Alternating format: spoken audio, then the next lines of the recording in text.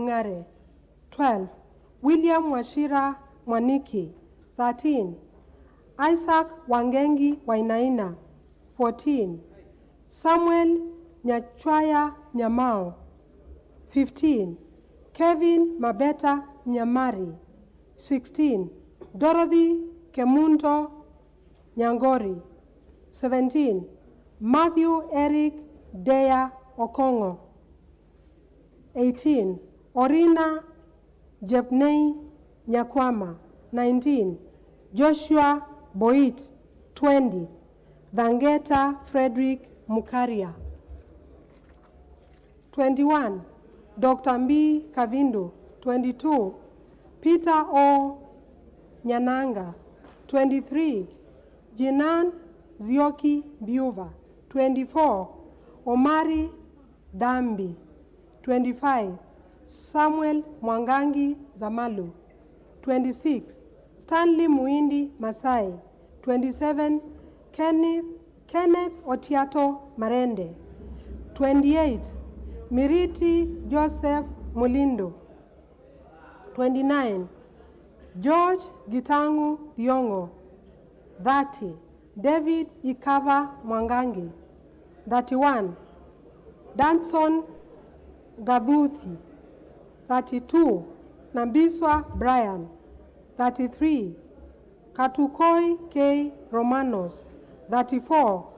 Amos Otieno Ochuka. 35. Frederick Otieno Gaya. 36. Gadhi Irungu.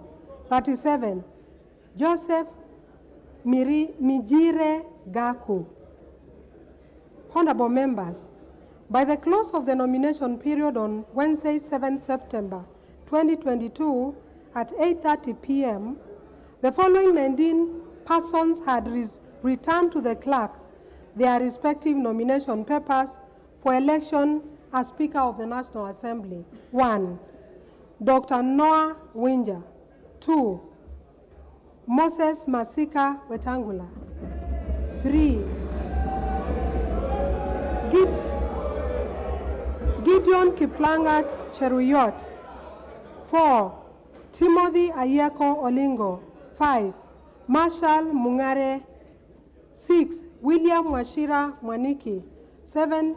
Isaac Wangengi Wainaina. 8. Kevin Mabeta Nyamira. 9. Dorothy Kemunto Nyangori. 10. Matthew Eric Deya Okongo. 11. Joshua Kipkemoi Boit. 12. Dhangeta Frederick Mukaria. 13. Dr. Mbi Augustine Kavindu. 14. Jinan Zioki Mbiuva. 15. Samuel Mwangangi Zamalu. 16. Kenneth Otiato Marende. 17. Josh Gitangu Thiongo. 19. David Ikava Mwangangi. 19. Danson Gaduthi Karaya. Honorable members, I wish to also notify the House that I also received a letter from one Mr. Omar Dambi, dated 7th September 2022, withdrawing his candidature for election as the Speaker of the National Assembly. Additionally, honorable members, I wish to report that Mr. Isaac Aluoch Polo Aluochir, one of the persons who collected nomination papers, did not return the completed form. However, he did appear before the clerk and verbally withdrew his candidature.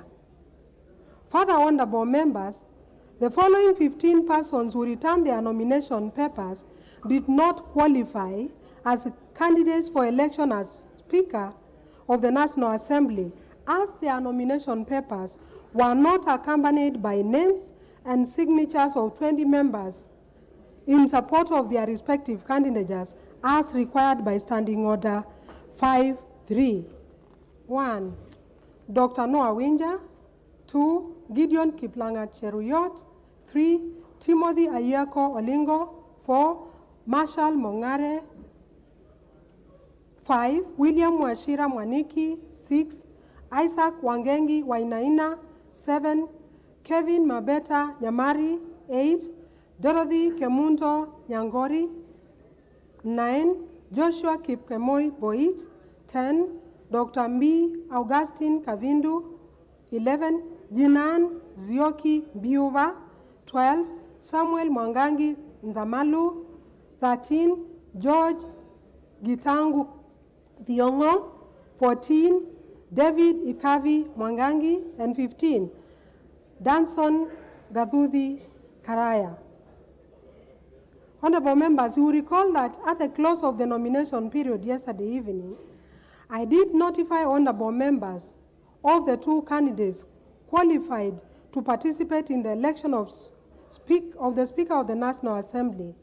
In my notification, I stated that my office was in the process of verifying the documentation submitted in support of 2 other applicants, namely Mr. Thiangeta Frederick Mukaria and Mr. Okongo Matthew Eric Dea.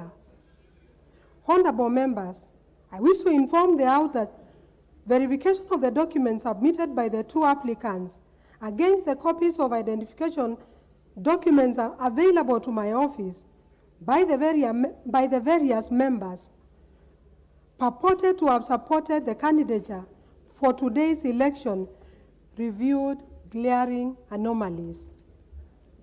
With regard to the nomination papers returned by Mr. Thiangeta Frederick Mukaria, it was noted that the Kenya National Identification numbers purported to appended to the names of several honorable members are at variance with the information officially available by honorable members to Parliament as part of their biodata. Similarly, honorable members, it was noted that the nomination papers returned by Mr. Okongo Matthew Eric Dea appended signatures purported to belong to several members that did not tally with the signatures recognized by my office from the biodata forms signed by the affected members. Indeed, I have today since received written complaints from a number of the affected members regarding falsification of their support to the 2 candidates. In particular, honorable members have disowned their purported endorsement of the said candidates. As at the time of this communication, I have on record formal protests from the following members: the Honorable Kimani Ichung'wa, the Honorable Beatrice Adagala, the Honorable Mohammed Ali Mohammed, the Honorable Mary Wamaua, the Honorable John Mutunga, the Honorable Githua Wamushukuru, the Honorable Samuel Moroto, the Honorable Dr. Robert Pukose, the Honorable Jen Kihara, the Honorable Julius Meli, the Honorable Wajiku Muhia, the Honorable Charity Kadhambi, the Honorable Paul Mwirigi, and the Honorable David Ikaria. Honorable members, in light of the above cited anomalies and the formal protests received from members, I have disqualified the 2 persons from contesting in the election for the Speaker scheduled for today, 8th September 2022. Cognizant of the fact that the willful submission of documents containing misleading, falsified, or fraudulent information for use in proceedings of a very crucial nature by this House may constitute a criminal offense, I have formally requested the Directorate of Criminal Investigations to investigate the circumstances under which the documents were submitted and take appropriate steps thereafter. Honorable members, pursuant to the provisions of Article 106 of the Constitution and Standing Order number 5 of the National Assembly Standing Orders, out of the 19 persons who completed and returned their nomination papers, the following 2 persons qualified as candidates for elections as Speaker of the National Assembly. 1. Kenneth Otiato Marende. 2. Moses Masika Wetangula. Honorable members, Standing Order 6 provides as follows regarding the voting procedure where more than one candidate qualifies to stand for election as a Speaker. 1. The election of the Speaker shall be by secret ballot. 2. The clerk shall at the commencement of each ballot cause the ballot box, empty and unlocked, to be displayed to the House, and shall, in the presence of the House, lock the box, which shall thereafter be kept in the full view of the House until the conclusion of the ballot. Honorable members, we shall shortly proceed to issue ballot papers to you, which will be issued by officers to each member in the manner I will guide. And so, when your name is called, you will receive 1 ballot paper at the table and proceed to the voting booth. Mark your ballot paper and proceed to cast your vote. For clarity, honorable members, a member who wishes to vote shall mark his or her ballot paper by placing a visible mark in the box provided for beside the name of the preferred candidate as a member wishes to vote for. Thereafter, the member should fold the marked ballot paper before leaving the booth and deposit the folded ballot paper in the ballot box. A member who in the process of voting has marked his or her paper in error may, by returning it to the clerk, obtain another ballot paper in its place. The initial ballot paper marked in error shall be marked cancelled and destroyed by the clerk. Honorable members, when it appears to the clerk that all members who are present in the House and who wish to vote have voted and deposited their ballot papers in the ballot box, the clerk shall unlock the box, examine the ballot papers, and having rejected those unmarked or spoiled, report to the House the result of the ballot. May I also notify you, honorable members, that after the clerk has unlocked the ballot box, a member who has not already recorded his or her vote shall not be entitled to do so. The verification and counting of ballots shall take place in the presence of members appointed as agents or representatives by the candidates. For clarity, each candidate is allowed a maximum of 1 agent or representative for the purpose of the ballot. Honorable members, in line with the requirements of Standing Order 7.1, a person shall not be elected as Speaker unless supported by votes of 2/3 of all honorable members. The House is reminded that this 2/3 threshold is not a constitutional requirement, but a procedural step to ease the election of a Speaker on the first round of the ballot. The procedural threshold applies only to the first round of voting and does not affect the quorum required for the commencement and continuation of the sitting and the election. Honorable members, pursuant to the provisions of Standing Order 7.2, in the event that no candidate is supported by the votes of 2/3 of all members at the first round of voting, the candidate who receives the highest number of votes and the candidate who receives the next highest number of votes shall alone stand for election in the next round. The candidate who receives the highest number of votes in the second round shall stand elected speaker. Honorable members, we have arranged the voting booths next to the dispatch table. There are two booths on each side of the table. Members on my right hand side will cast their ballots in the voting booth placed on the side of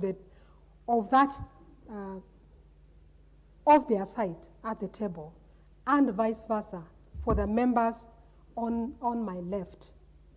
Honorable members, before the House proceeds to vote, I wish to remind the House that this particular voting is by secret ballot. Members are not allowed to display their marked ballots to the House or to the galleries. Members from the media are also reminded to observe Rule 3 of the broadcasting rules in the first schedule to the standing orders. And for the avoidance of doubt, the said rule provides as follows, and I quote, "Wide angle shots of the chamber shall be used during voting and division, and no shot shall be taken so as to show the manner in which a member has voted in any secret ballot." Having explained the voting procedure, I now wish to direct the Chief Sanjara Terms to open the ballot box and display it to the honorable members.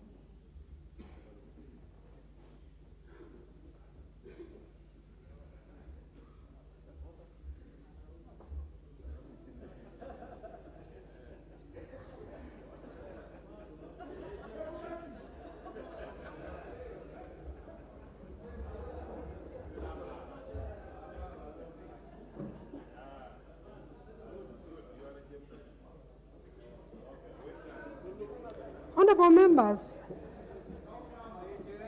you have witnessed for yourself that the ballot box is empty.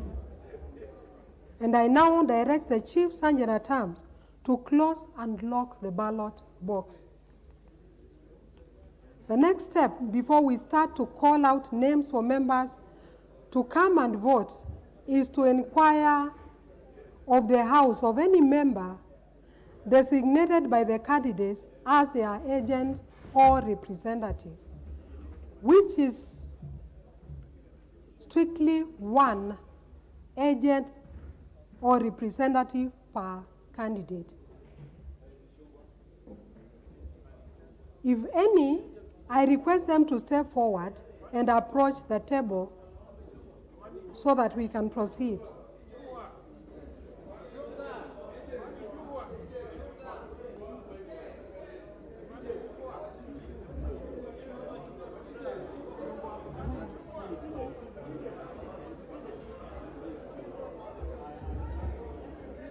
Honorable members, who is for Honorable Marende? Okay. Okay. So the Honorable TJ Kajwang. And who is for the Honorable WETANGULA? The Honorable Dr. Pukose. Okay. Now,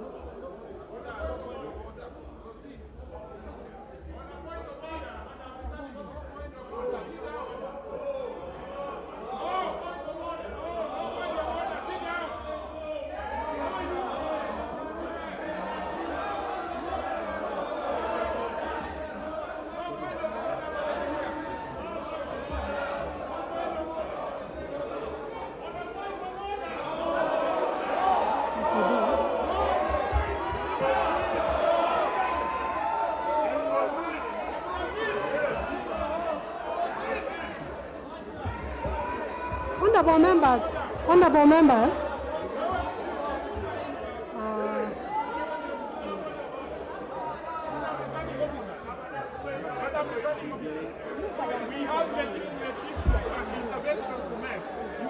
after this, you are going to call me. That is why I'm asking that you should have allowed us to make intervention.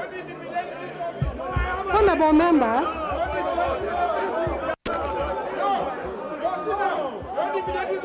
Those people that will sit down.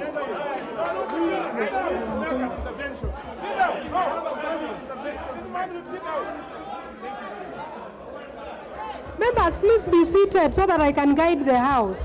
Just be seated. Take your seats. Take your seats, honorable members. I want to guide the House. I will allow a few interventions from the members before we proceed to the ballot. And I will now allow the Honorable TJ Kajwang yes.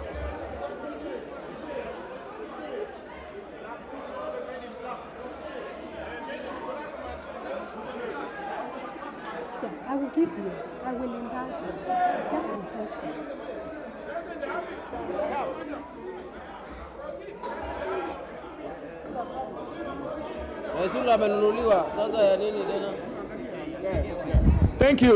Thank you, Madam Returning Officer. And first of all, because this is the first time we are interacting with the table, we want to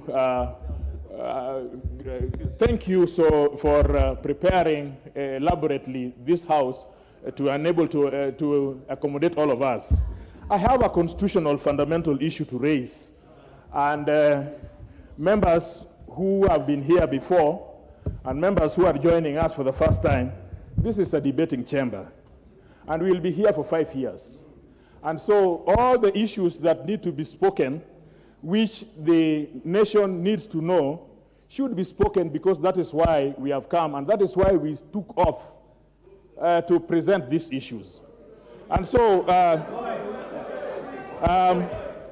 I raise a constitutional fundamental issue on the candidate on the table, which is number 4, Honorable Senator Moses Wetangula, touching Madam Returning Officer.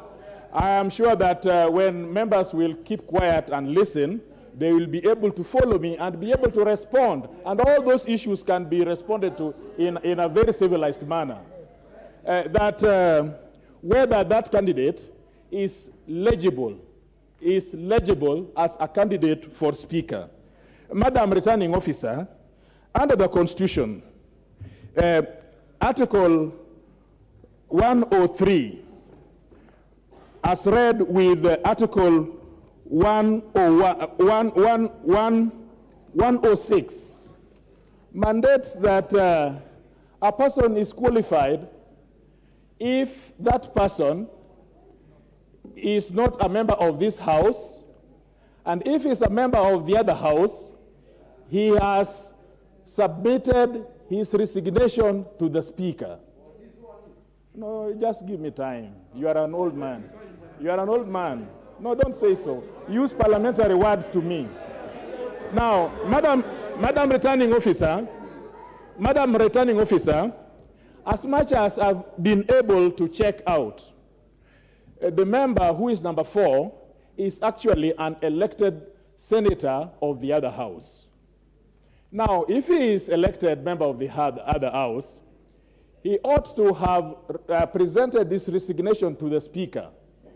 I have learned reliably that that person presented this resignation letter on 9th of August to the Speaker, allegedly to the Speaker of that House. Now, if you look at Article 10, when you look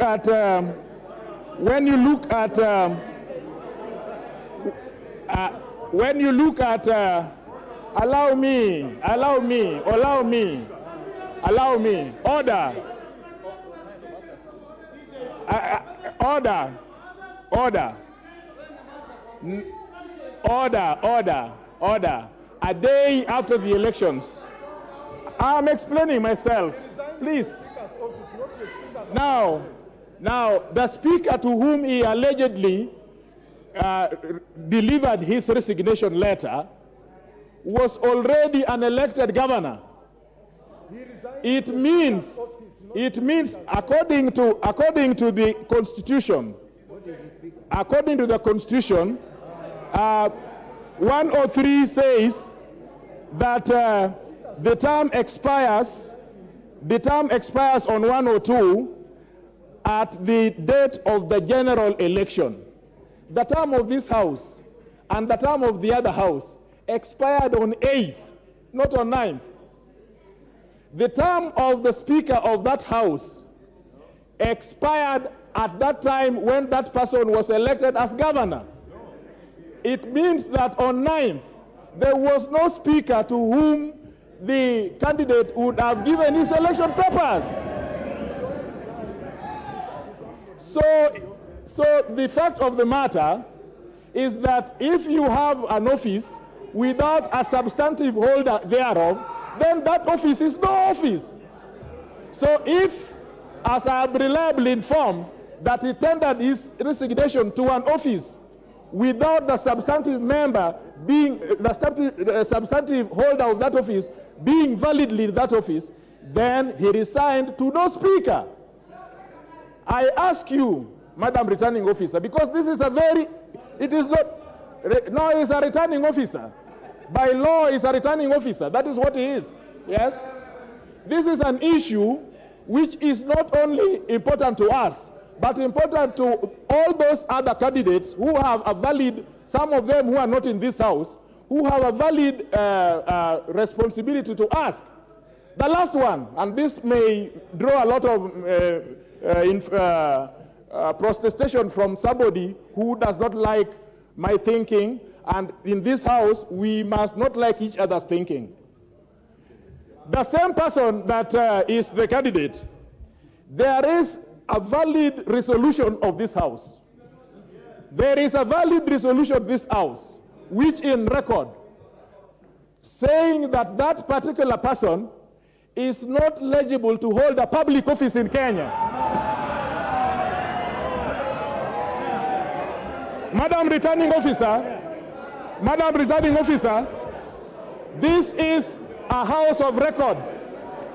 This is a house of records. There is a resolution of this house, passed by this house, implementable by this house, that the person should not hold a public office arising out of matters concerning integrity. So in both those grounds, I ask you, Returning Officer, to find that one Moses Wetangula is not eligible to be a candidate for the Speaker of this House. I thank you so much. Speaking in this House is very easy.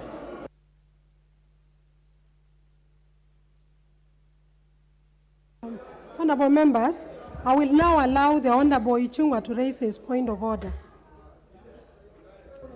Thank you, Honorable Clerk. And let me just begin by thanking the Honorable TJ Kajwang for that point of order. Although unfortunately, Honorable Clerk, and I would really beg this 13th Parliament that we allow each other time to be heard, because the Honorable TJ Kajwang has a right to raise whatever issue he wants to raise, and we all have a right to respond, and eventually the presiding officer will probably make a determination. But allow me to just go straight to some of the issues that the Honorable TJ Kajwang has raised. And it is indeed true that one can only be elected as Speaker if you are not a sitting member of Parliament. That includes members of the Senate. But it is also not true what the Honorable TJ Kajwang alleges, that the Honorable Senator Wetangula resigned on the 9th of August. It is indeed preposterous for the Honorable TJ Kajwang to make an allegation in this House that he cannot substantiate by way probably of tabling a copy of that letter that he purports the Honorable Senator Wetangula resigned on the 9th of August. It is also in my Honorable Clerk that the Honorable Moses Wetangula indeed resigned 2 days after the gazettement of senators by IEBC in the Kenya Gazette. And those are facts. And I want to believe, Madam Clerk, that in your office, you have a copy of that letter, which the Honorable TJ Kajwang does not have. What is purporting here can only be equated to what they said was opaque. Honorable Speaker, it is also not true that indeed when the Constitution that the Honorable TJ Kajwang is quoting says that the term of the 12th Parliament ended on the 8th of August. It is true for the Honorable TJ Kajwang and myself and the Honorable Senator Wetangula, who was a senator in the 12th Parliament. But the office of the Speaker exists in perpetuity. And until another Speaker, today as we speak, Madam Clerk, Speaker J.B. Muturi is still the Speaker of the National Assembly until a new Speaker is elected this afternoon. Honorable Speaker, what's the Honorable TJ Kajwang, and he knows because he's a seasoned lawyer, he knows what he's telling the country on live television as a lawyer is not true, because the Speaker's office exists into perpetuity, and it will until and unless we elect a new Speaker. Speaker J.B. Muturi remains in office. In fact, as we speak, TJ Kajwang, you know Speaker Muturi is seated in his office and transacting business. Indeed, Honorable Speaker, let me not even belabor that point. Honorable Speaker, I just want to beseech that we do not spend a lot of time arguing things that could be described as rumors, hot air, things that are opaque. And Honorable Speaker, I would beg that you, Honorable Clerk, I would beg that you stick to the rules and procedures of this House and occasion the election of a new Speaker to progress without wasting much time. We saw these shenanigans in Bomas of Kenya. The same people who were in Bomas, some of them are here, Mr. Speaker, Honorable Chair, and I really want to beg that you do direct that we proceed. Thank you, Honorable Clerk. Honorable members, I will allow 2 more members. I will allow the Honorable Wandai. Yes, it's a different issue. Not about election of Speaker. Okay, then I will allow the Honorable Duale, please.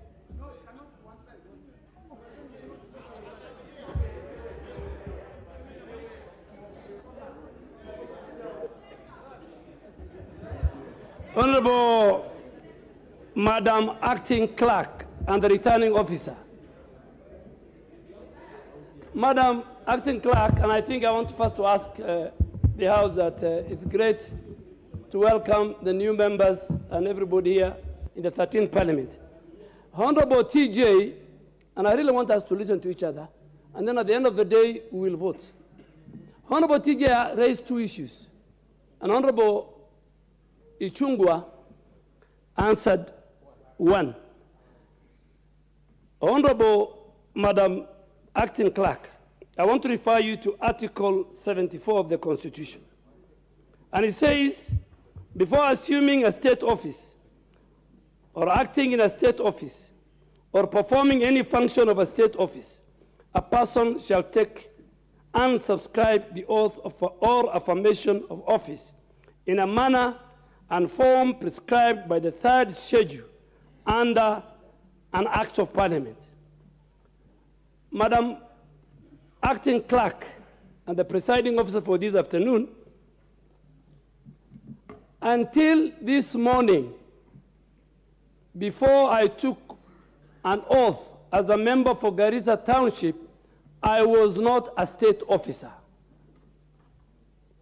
And in that consequence, the Honorable Moses Masika Wetangula ceased to be the senator for Bungoma on the 9th of August 2022. From the 9th of August to this afternoon, the Honorable Moses Masika, before he submitted his resignation, is a senator-elect.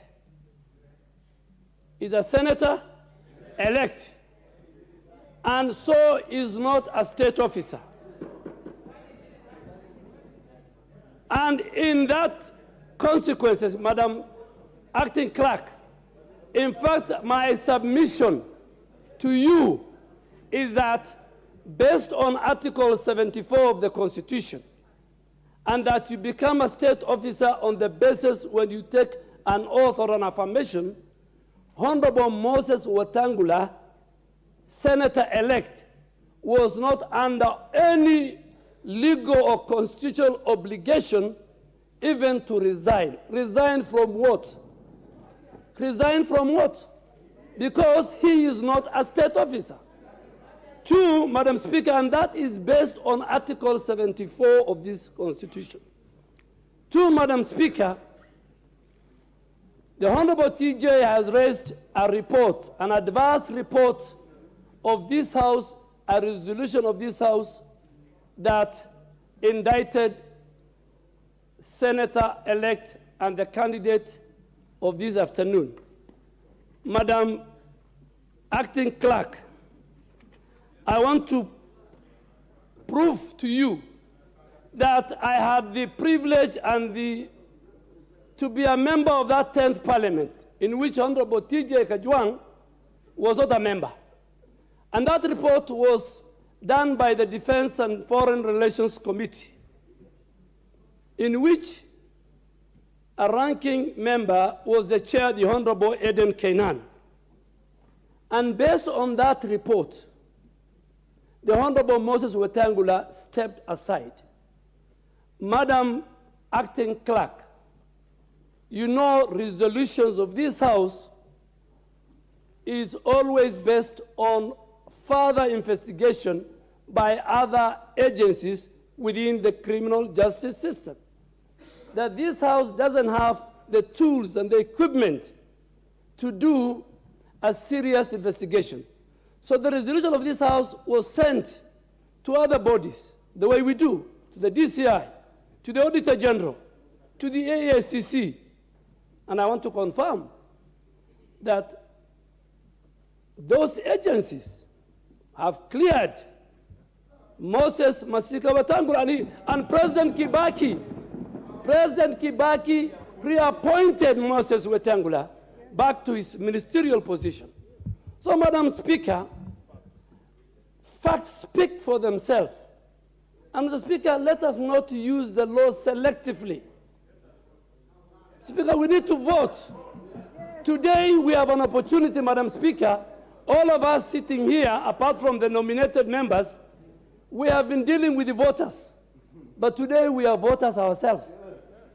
And we must exercise our constitutional right as 349 members. The law is very clear. Even if, and I want to challenge, even if Moses Masika Wetangula did not resign and did not brought you a resignation letter based on Article 74 of the Constitution, the Honorable Moses Wetangula is not a senator of the 13th Senate, of the 3rd Senate, because he has not taken the oath of office. And the moment all of us took an oath of office this afternoon, from morning, we now become state officers, so that you can resign. So, Madam Speaker, let us not have a debate. Let us give chance. These members have an opportunity.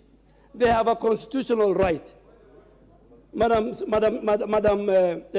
Acting Speaker, we have a very daunting task ahead of us. So that report was not tabled. I think myself, Honorable Bandi, Honorable Kainan, there are very few of us who are in the 10th Parliament who know that report. So let us, those who want to vote for Kenneth Marende I have served under him as a speaker.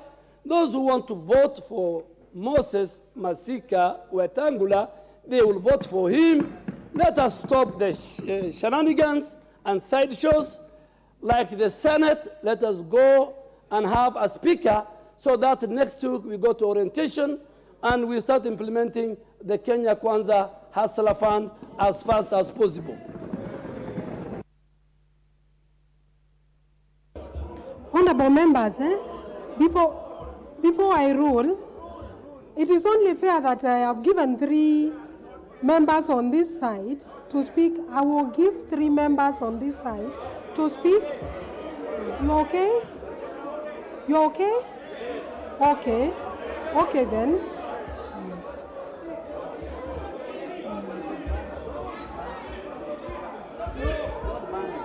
I will allow the Honorable Bandi, please.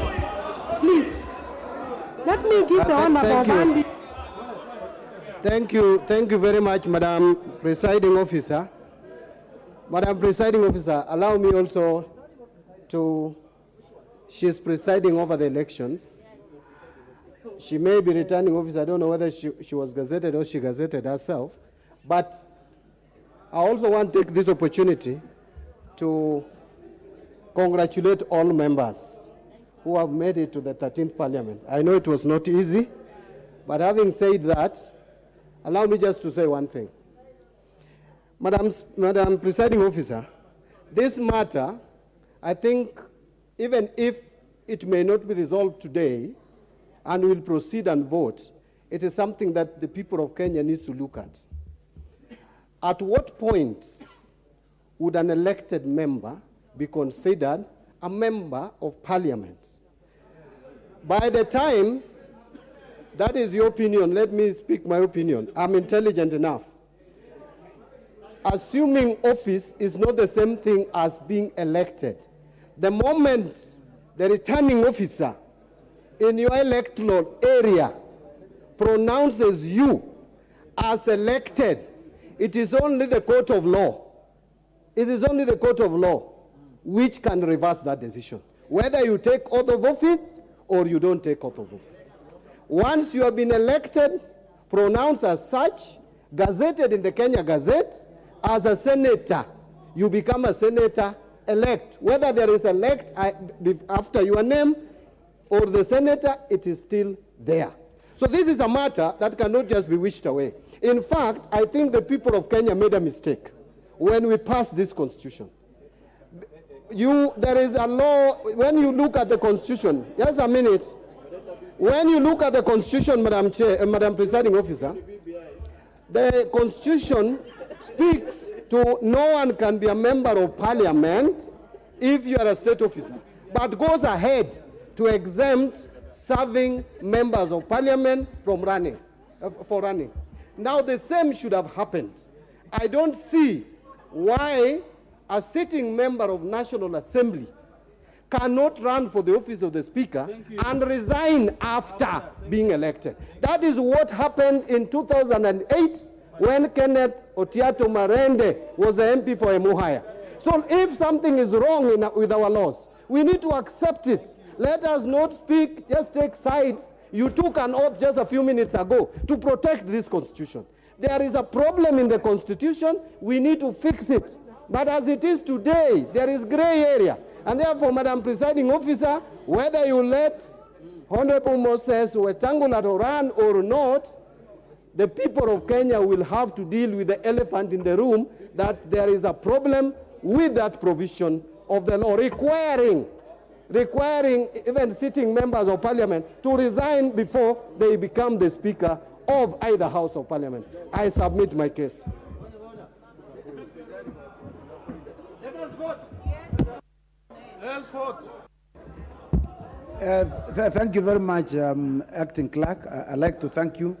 And I just like to say that I believe in freedom of speech. But I just want to rise, Madam Clerk, pursuant to Standing Order number 83, as read together with Standing Order number 107. I'm very surprised that you've been allowing people who have been in this house for some time just to rise on points of order based on no particular order. You know, you know, like my very good friend, Honorable Mbadi, I respect him a lot, but he just rose on no point of order. But you know, there was no debate. There's no debate. There is no bill. There is no bill in the House, Madam Acting Clerk. I would like to say this. One, Madam Clerk, you have issued a statement.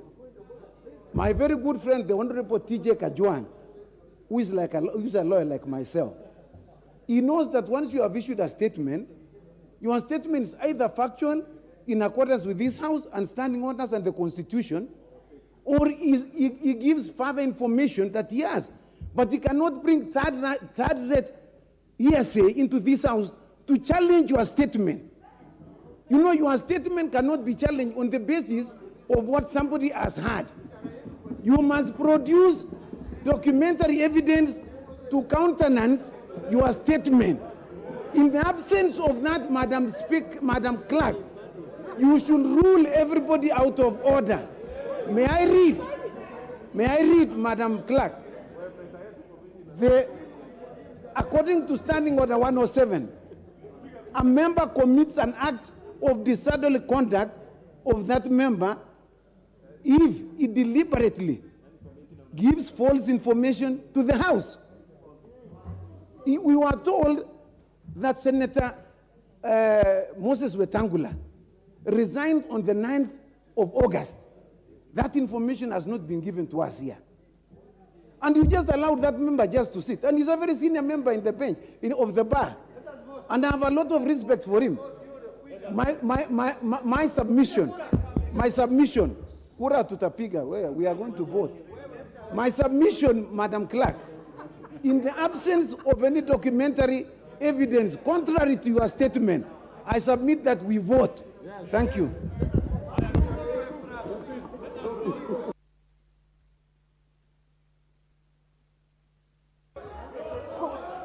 Honorable members, I would like to respond to the issues that have been raised. Yeah.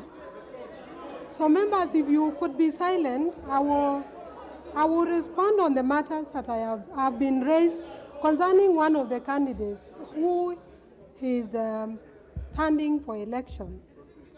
And I want to respond as follows, generally, especially on the matters that have been raised by the Honorable TJ Kajwang, who has asked a question about a person who is elected as a member of parliament, and in this case, a senator, whether this senator is eligible for election as a speaker.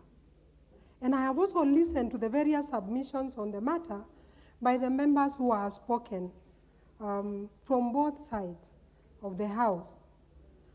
I have also looked at the relevant provisions of the Constitution and the law, and I now wish to communicate my findings on this matter. Honorable members, Article 106(1)(a) of the Constitution provides that there shall be a Speaker of each Parliament who shall be elected by the House in accordance with the standing orders from among persons who are qualified to be elected members of Parliament but are not such members. The relevant qualification for election as a member of Parliament are set out in Article 99(1)(a) and (b) of the Constitution. That is, that the person is registered as a voter and also has satisfied any educational, moral, and ethical requirements prescribed by the Constitution or by an Act of Parliament. Additionally, Article 99(2) provides that a person is disqualified from being elected a member of Parliament if that person is a state officer or a public officer other than a member of Parliament, has at any time within the 5 years immediately preceding the date of election held office as a member of the Independent Electoral and Boundaries Commission, has not been a citizen of Kenya for at least the 10 years immediately preceding the date of the election, is a member of a county assembly, is of unsound mind, is an undischarged bankrupt, is subject to a sentence of imprisonment of at least 6 months as at the date of registration as a candidate or at the date of election, or is found in accordance with any law to have misused or abused a state or public office, or in any way to have contravened the provisions of Chapter 6 of the Constitution. Honorable members, let me just go through my finding. First thing I would want to say about the issues that have been raised by members is that on the 5th of September, after the candidate submitted his nomination papers, the candidate in question, pursuant to Standing Order 5 of the National Assembly Standing Orders, I did write to the Independent Electoral and Boundaries Commission seeking confirmation as to whether this particular candidate is qualified to be elected as a member of parliament under Article 99 of the Constitution, and whether or not is such a member. In a letter dated 6th, please just listen. In a letter dated 6 September 2022, the Independent Electoral and Boundaries Commission wrote back to me, confirming that pursuant to Article 99 of the Constitution and Section 24 of the Election Act, number 24 of 2011, Moses Masika Wetangula is a registered voter. Fact number 00 105 121 119 09 45 11 in Kambuchai constituency. And the and the IEBC indicated that he is duly qualified to contest for election as Speaker of the National Assembly.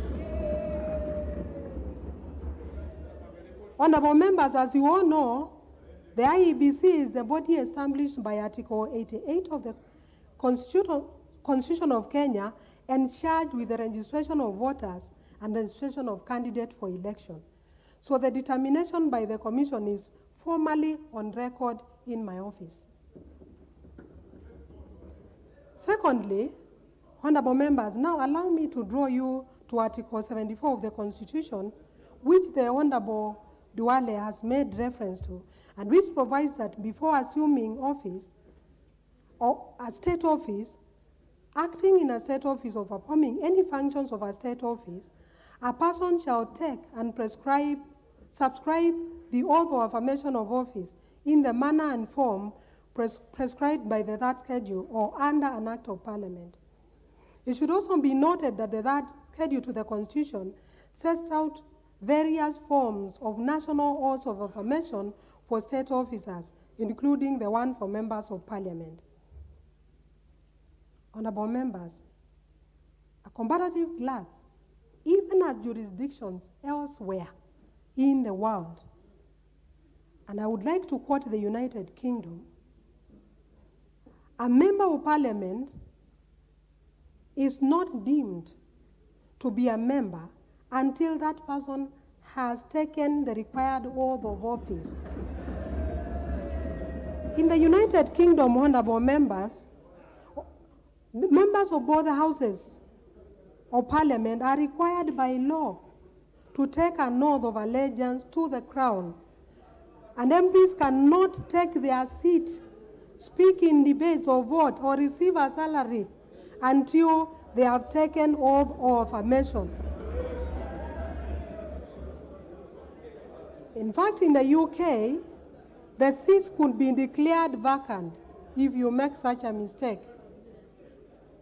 And in the United States of America, the Constitution also requires members of the Congress to take and to be bound by an oath of office of affirmation as such. So members usually take the oath before they have assumed office. In view of the stated provisions of Article 74 of the Constitution, members, it is clear that a person who has been elected to serve as a member of parliament retains his status as a member of the public until they assume office as a member of parliament by taking or subscribing to the oath of affirmation of a member of parliament as set out in the third schedule to the Constitution. And lastly, honorable members, let me finish.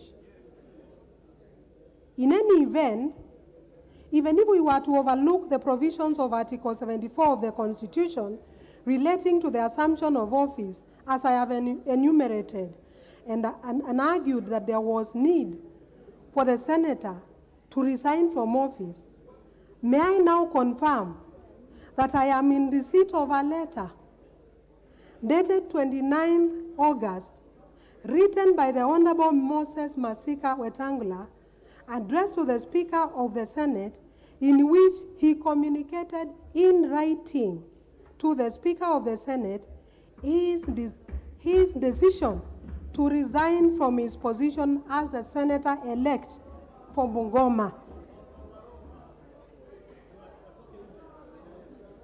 Now, this letter is addressed to the office of the Speaker of the Senate, which by virtue of the provisions of Article 106(1)(2) only became vacant when the new Senate first met today. So the spirit of the Constitution espoused under Article 103(1)(c) is that the seat automatically becomes vacant upon receipt of the resignation of a letter, and there is no corresponding obligation imposed on the Speaker to accept or decline the resignation. Therefore, honorable members, in the present circumstances, and guided by the provisions of Article 74 of the Constitution, and the letters from the Independent Electoral and Boundaries Commission, and from the Honorable Moses Wetangula, I have satisfied myself that the Honorable Moses Masika Wetangula is qualified for election as the Speaker of the National Assembly. The House is accordingly guided.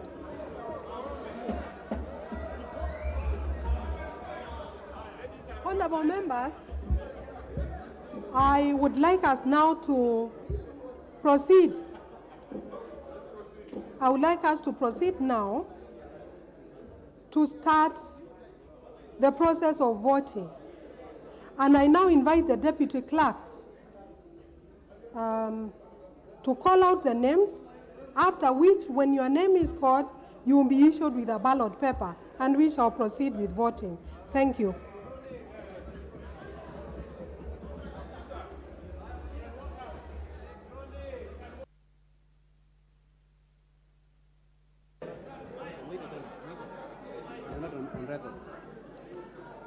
Duale Adan Bare.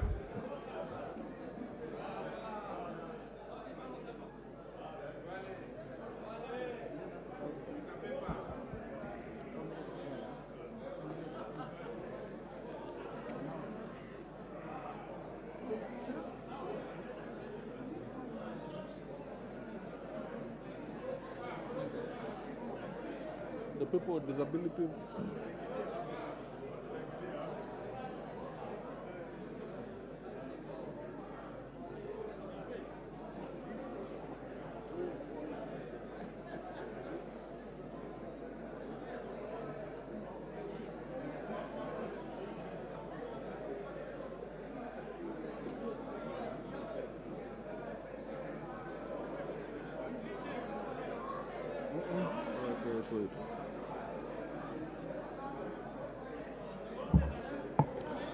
Ngongo John Badi.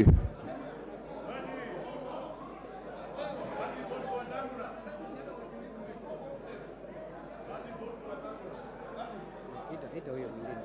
Umemwita Badi? Mwita Badi. Mwita Badi dole. Mwita. Maalim Farah.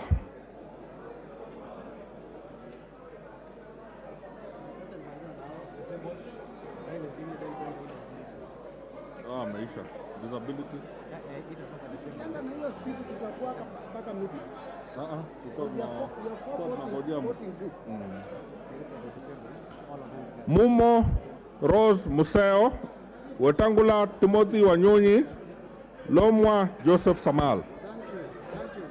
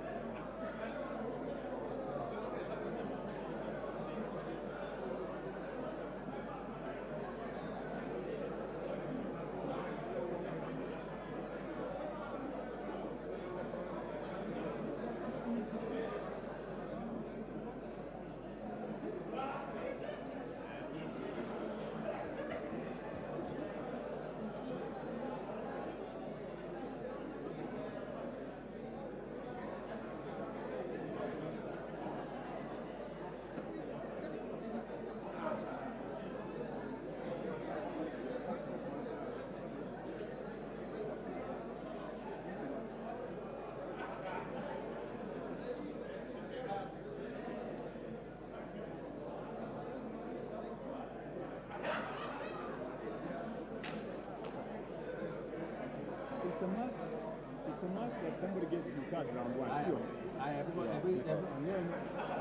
then we'll go to round two.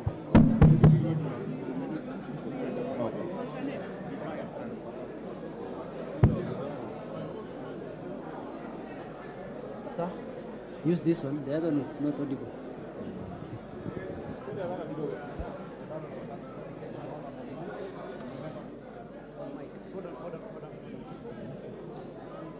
We need to take the boxes to these two members. Honorable members, I will allow the clerks to take the papers to the members with disability, please.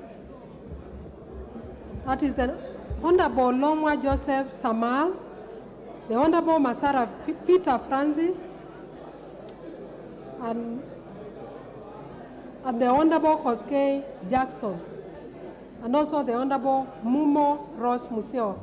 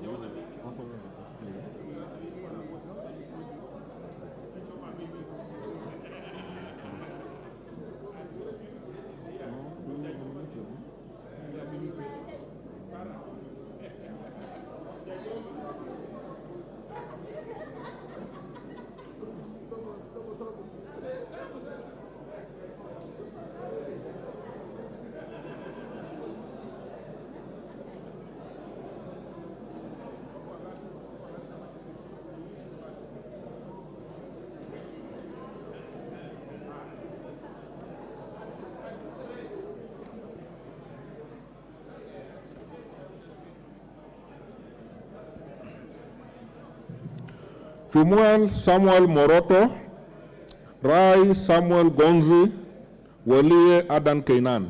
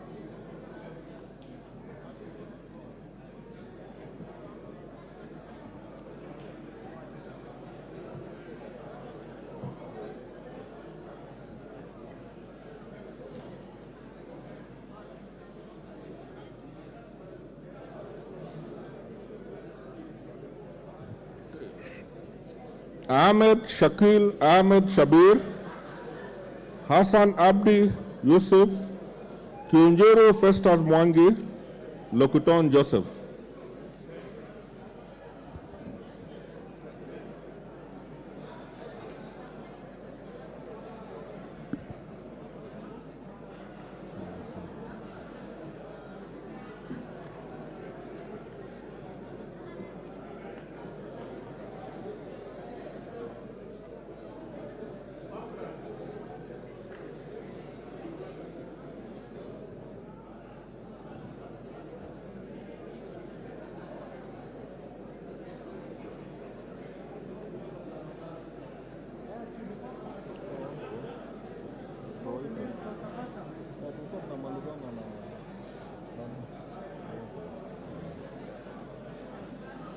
Mbiuki Jafet Biriki Kareke, Odhiambo Mili Grace Akot, Sirma Musa Cherutich, Wanjala Rafael Sauti Bita.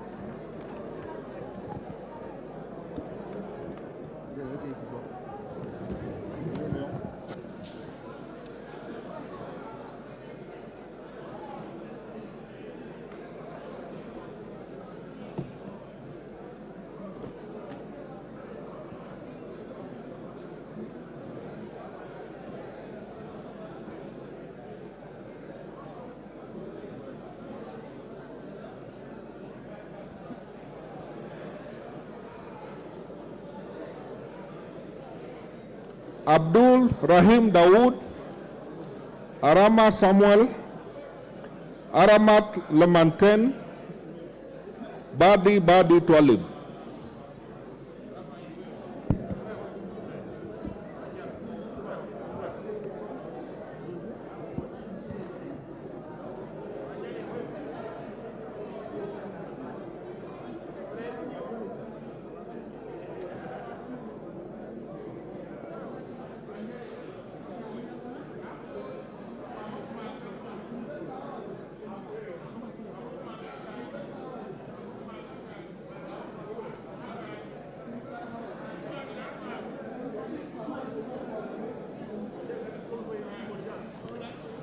Bowen David Kagongo, Chege Sabina Wanjiru, Chepkonga Kiprono Samuel, Chesebe Fred Kapondi.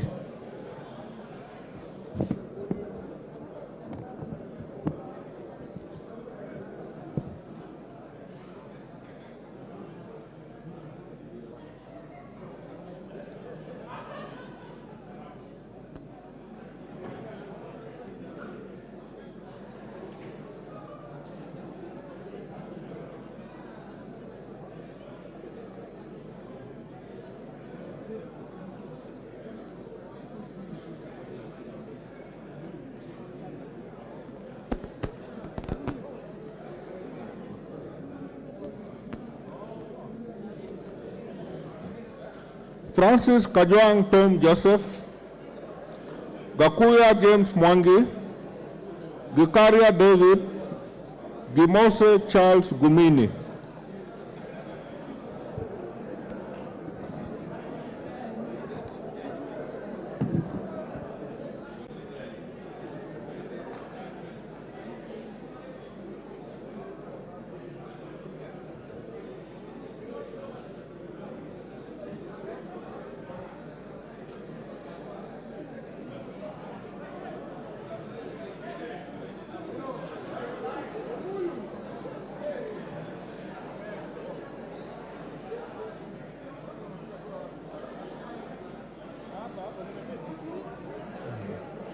Ichungwa Anthony Kimani, Injendi Moses Malulu, Kaluma George Peter Opondo, Kanchori Elijah Memusi.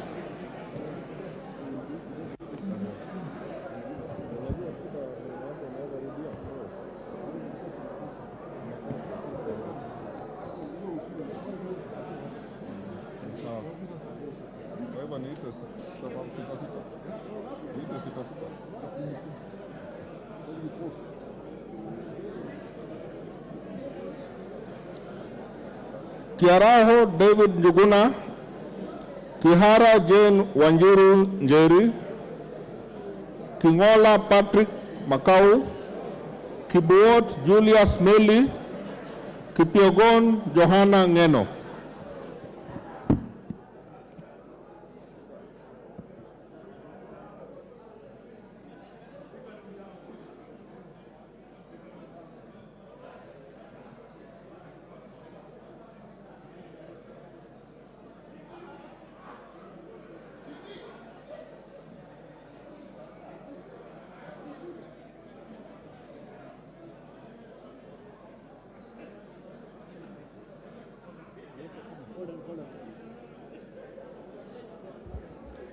Honorable members, a question has been raised by a member.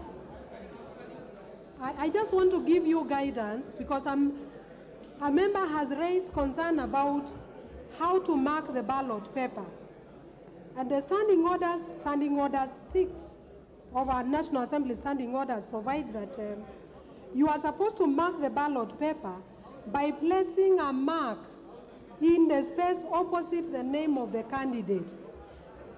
I would urge members to put a tick or an X, but any other mark would be a mark. But put an X or a tick, but just a mark would be sufficient. You will not be disqualified. Yes, yes. Put a mark inside the place provided for you to mark. I would appreciate a tick or an X, but any mark is accepted.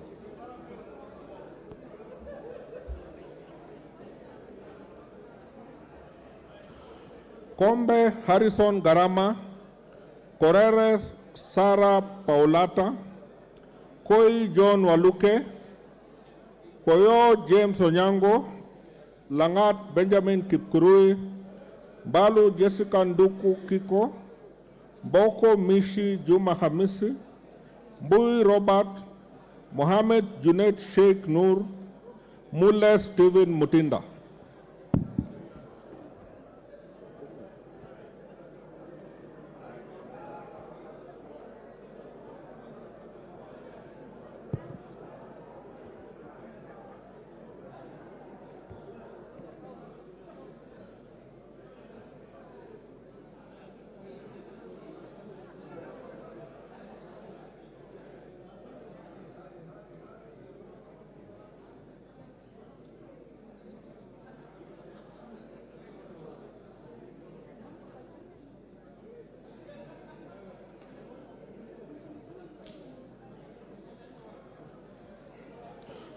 Mulu Makali Benson, Musau Vincent Musioka, Naika Johnson Manya, Nanok Daniel Epuyo, Nyamai Rachel Kaki, Nikal James Wambura, Ochieng David Ouma, Odanga Geoffrey Makoha, Oduor Christine Ombaka, Ogola Gideon Ochanda.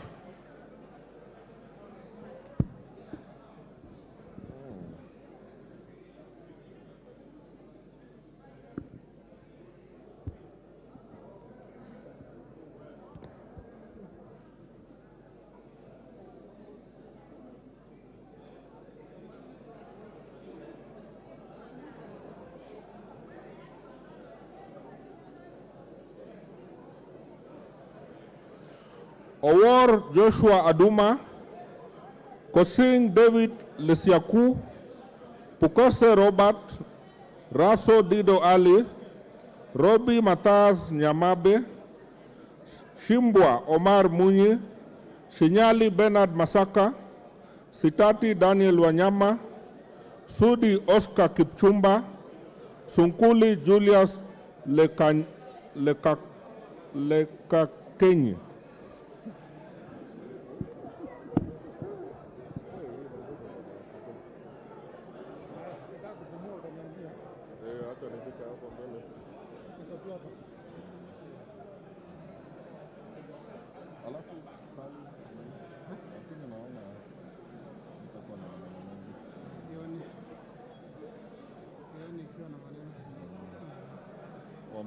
Unaona walishindwa Senate.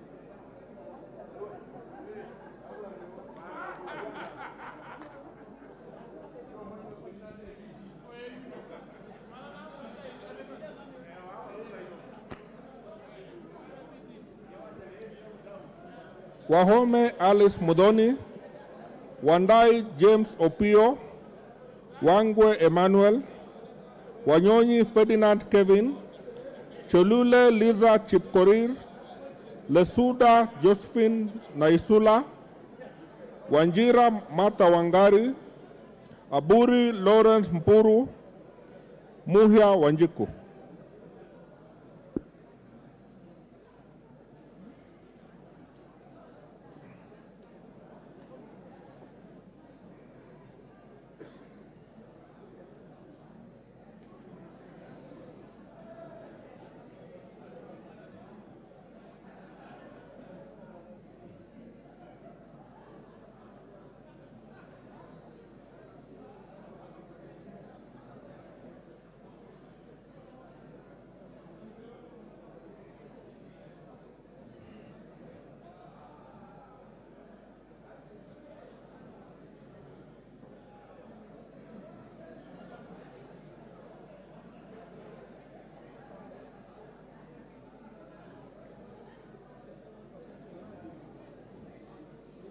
Oundo Wilberforce Odiambo, Abdullahi Bashir Sheikh, Adagala Beatrice Kahai, Akuja Protas Ewasit, Alpha Miruka Ondieki, Amolo Paul Otiende, Atandi Samuel Onuga, Badar Salim Faisal, Baya Owen Ya, Bedzimba Rashid Juma, Buyu Rosa Akinyi.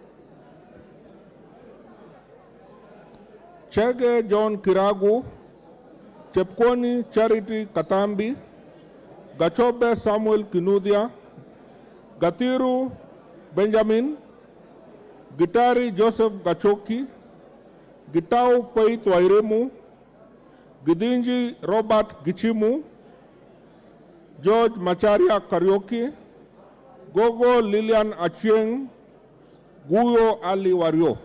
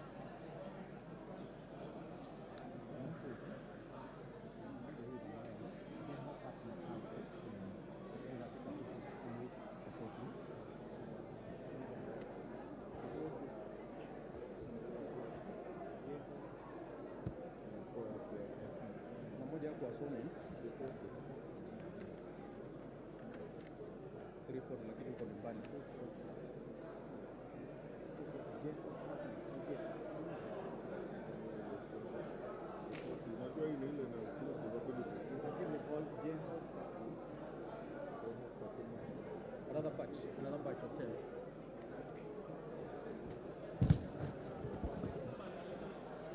Jeho Fatuma Abdi, Hassan Kulo Maalim, Hiribae Said Buya, Kagesi Kivai Ogesi, Kahangara Joseph Mburu, Kalasinga Joseph Simiu Wekesa Majimbo, Kamene Joyce, Kamuren Charles, Kandie Joseph Chebiogon, Karani Stephen Washira.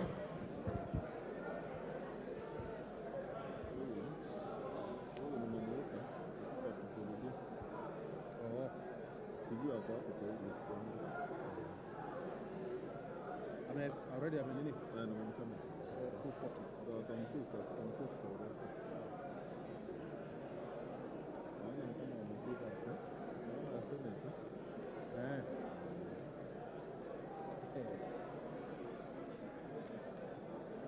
Tunaenda tu second round.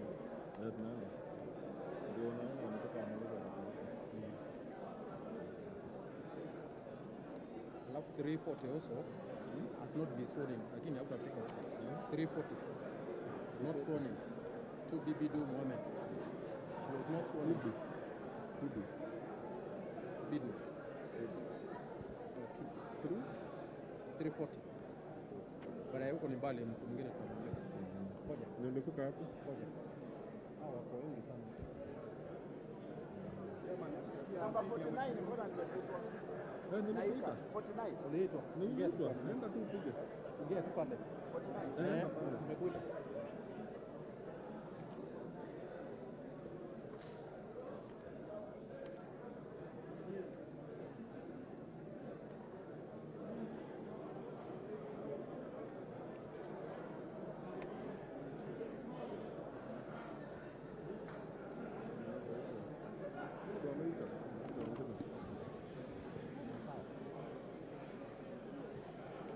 Karemba Eric Muchangi, Kasalu Irene Modoni, Kasait William Kamket, Katana Paul Kahindi, Kemei Justice Kipsang, Kemero Maisori Marwa, Kimani Francis Kuria, Kimulu Joseph Kivinda, Kingara Simon Nganga, Kirima Moses Buchine, Kitty Richard Ken Chonga.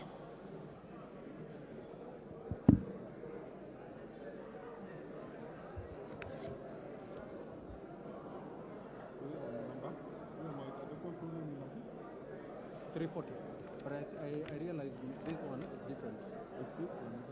To be Bidu Mohammed. Around 340 or 341.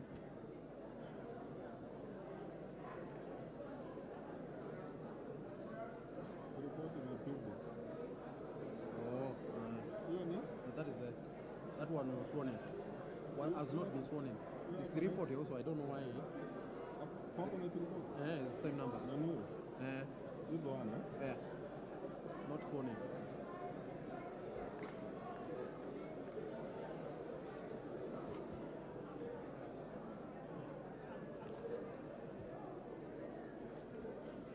Hapa umefika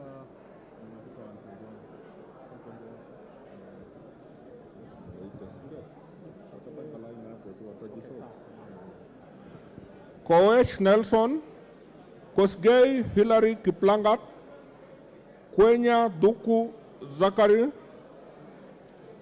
Jackson Leku Montare, Peter Lochakapong, Luyai Kalebamisi, Mawade Julius Musili, Bai Nimrod Bituka, Mizigi Lydia Haika, Mohammed Ali.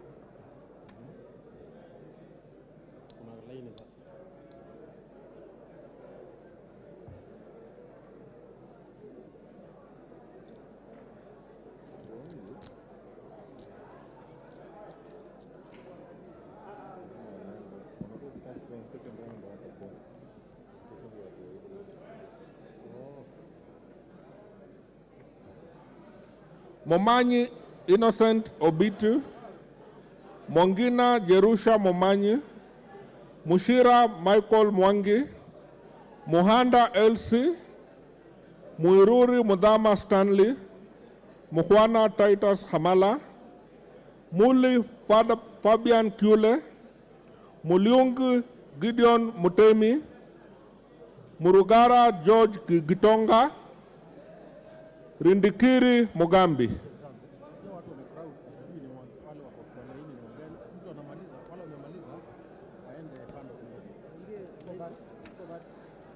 The only people who are there are the ones who are voting.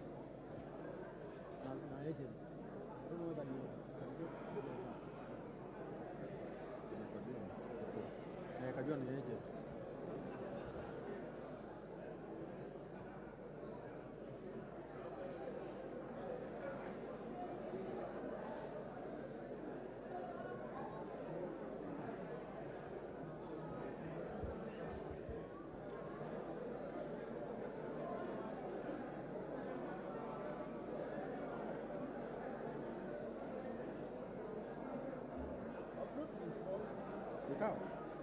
No, we are almost there. We are almost there. We are almost there. Members, please, Mutua Didimas. I would like to request the members who have voted to clear the voting area so that we are able to allow other members to vote. Thank you.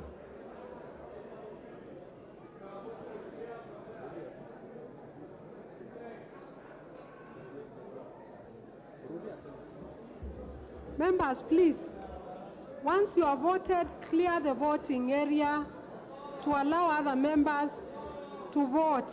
Thank you.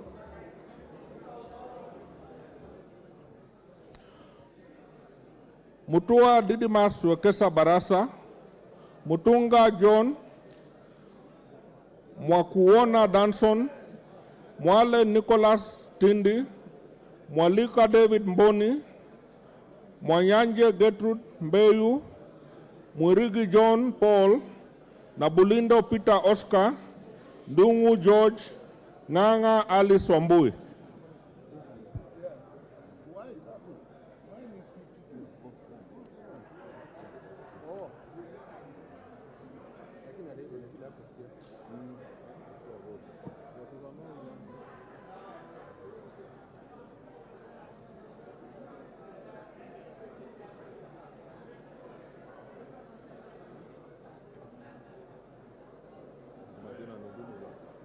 First name is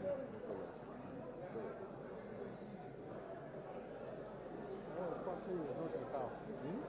The surname is not Mikau.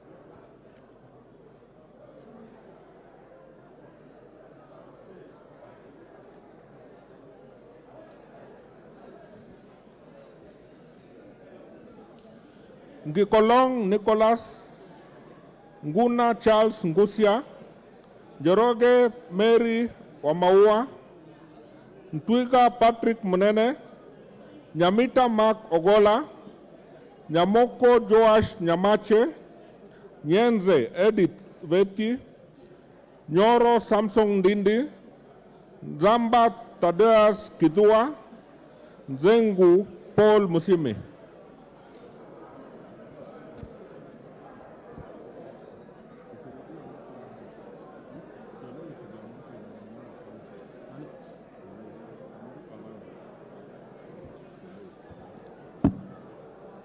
Which number? Oh.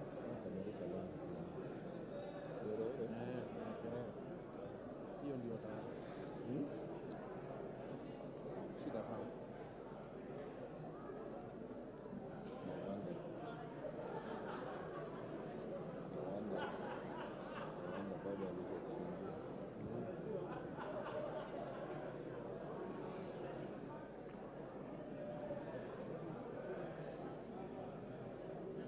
So you look there. No, nasema tutanote kwa boss Shule that she has voted. But has she? Lakini utazoma tu. Utazoma tu because they are crossing. So she cannot vote twice.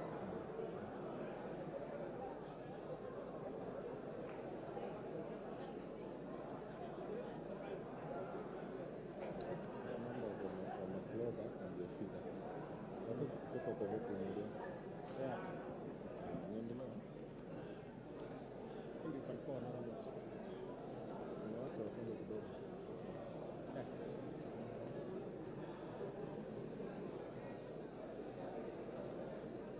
Another one. Ndioka Erastus Kivasu, Obare Eve Akinyi, Obo Ruwaida Mohammed, Odege Tom Boya, Odhiambo Elisha Ochieng, Odoyo Okelo Jared, Oku Edward Kaunya, Okwame Andrew Adipo, Oluosh Anthony Tom, Omboko Milemba Jeremiah. Choka utasema. Eh?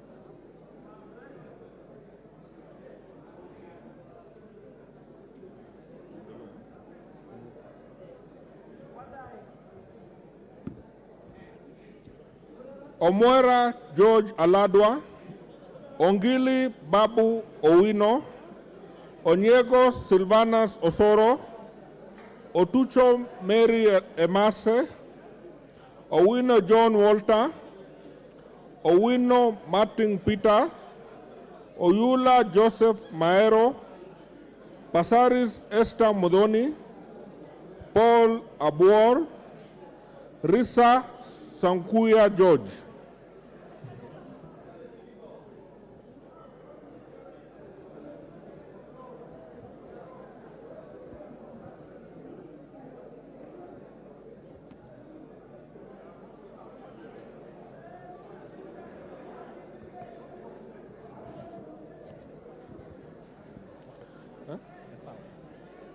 Sane Ibrahim Abdi, Sholei Gladys Bose, Shurie Abdi Omar, Sitenei Janet Jepkomboy, Tandaza Kasim Sawa, Tongoyo Gabriel Koshal, Tonui Joseph Kipkoske, Washira Rahab Mukami, Wamasukuru James Gidua.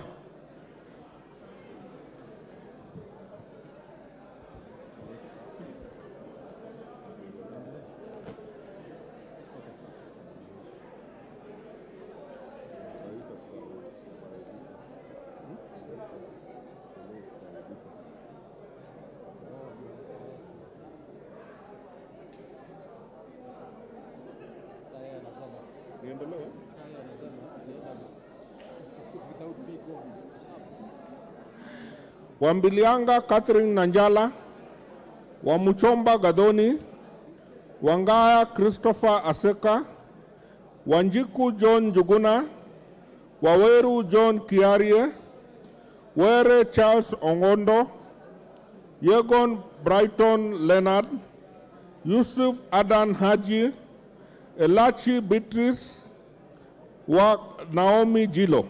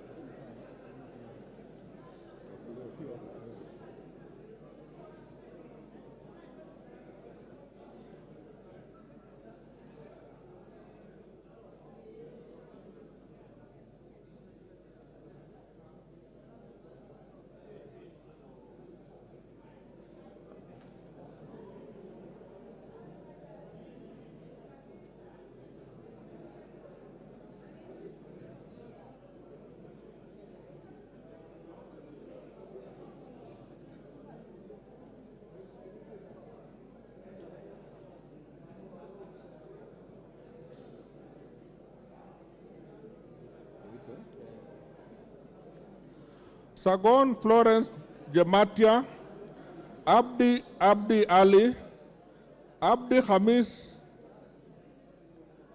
Abdirahman Hussein Mohammed, Abdirahman Mohammed Abdi, Abdullahi Amina Dika, Aburi Donya Doris, Ado Mohammed Adan, Ali Abdisarat Khalif, Barasa Patrick Simiu, Barongo Nolfason Obadia.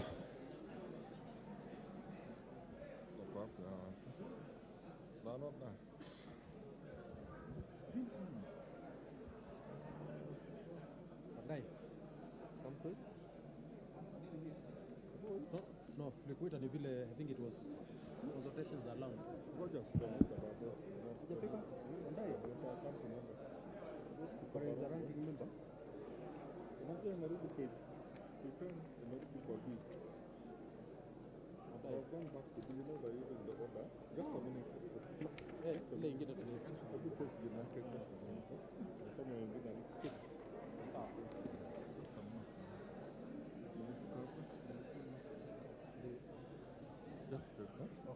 Bare Hussein Abdi, Bato Phyllis Jepkemoi, Basil Robert Ngui, Diego Paul Kibuchi, Bisau Morris Kakai, Bona Mumina Golo, Busia Ruth Adiambo Odinga, Buire John Okano, Caroline Jepto, Chebor Paul Kibet. Liquid, much more, 72. 72? Just get him to the line.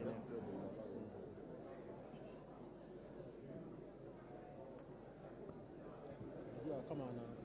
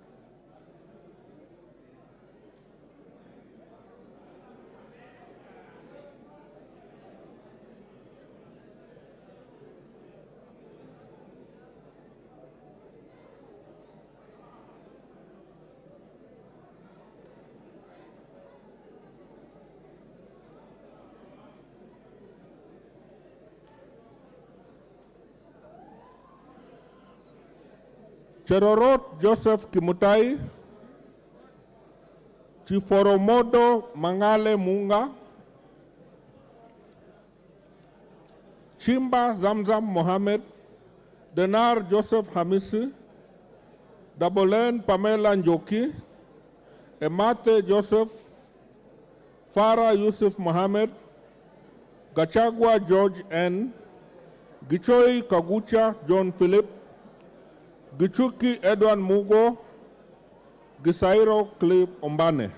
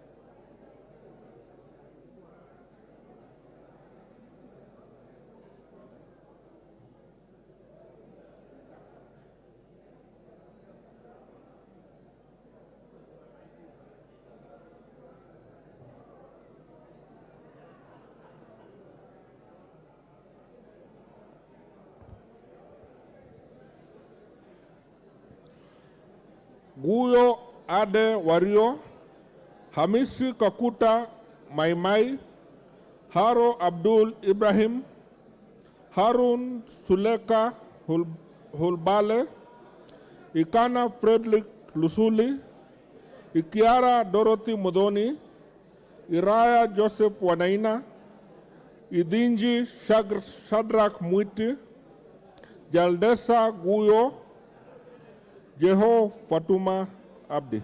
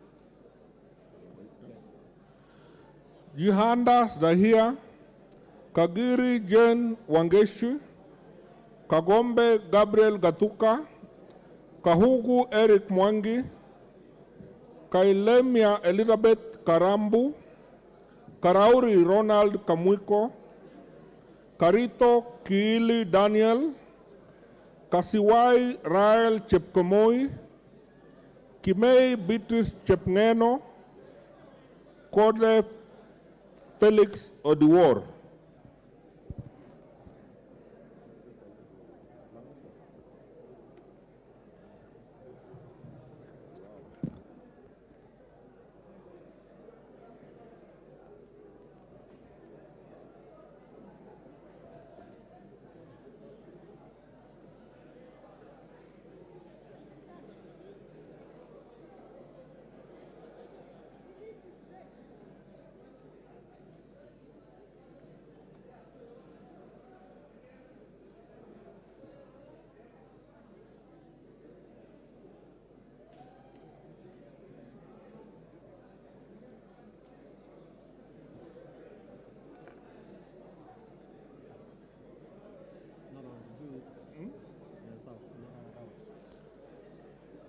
Kiamba Susan Dunge, Kibagendi Anthony, Kihungi Peter Irungu, Kilel Richard Cheriot, Kipkoech Gideon Kimayo, Kipkoros Joseph Makilap,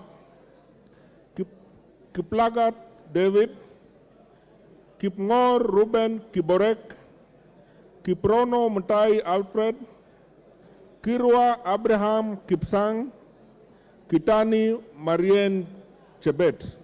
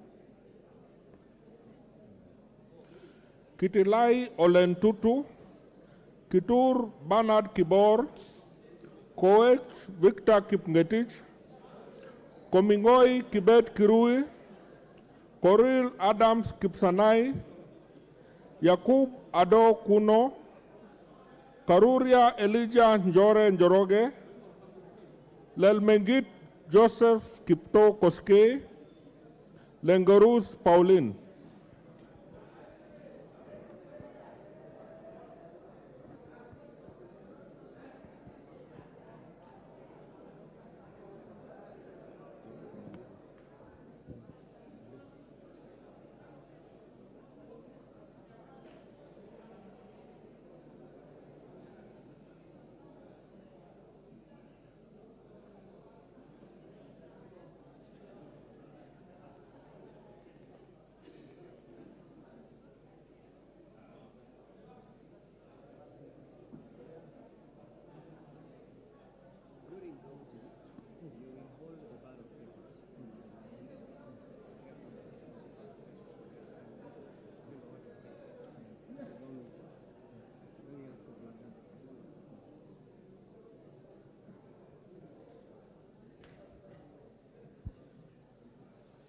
Letipila Dominic Eli, Lynette Chepkorir, Logova Sloya Clement, Titus Loti, Mnaiba Julius Taitumu,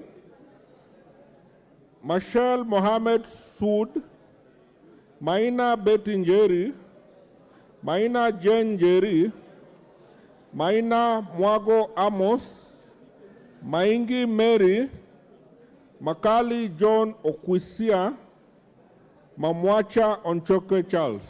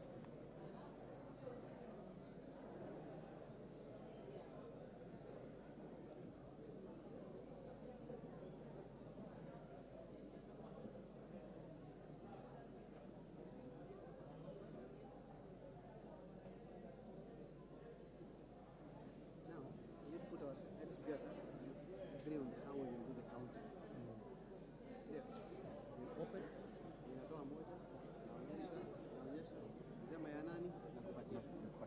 Sawa. Then we need two officers with tallies, doing you are holding the ballot paper. Marende, Nene, the major will hold the WETANGULA. These two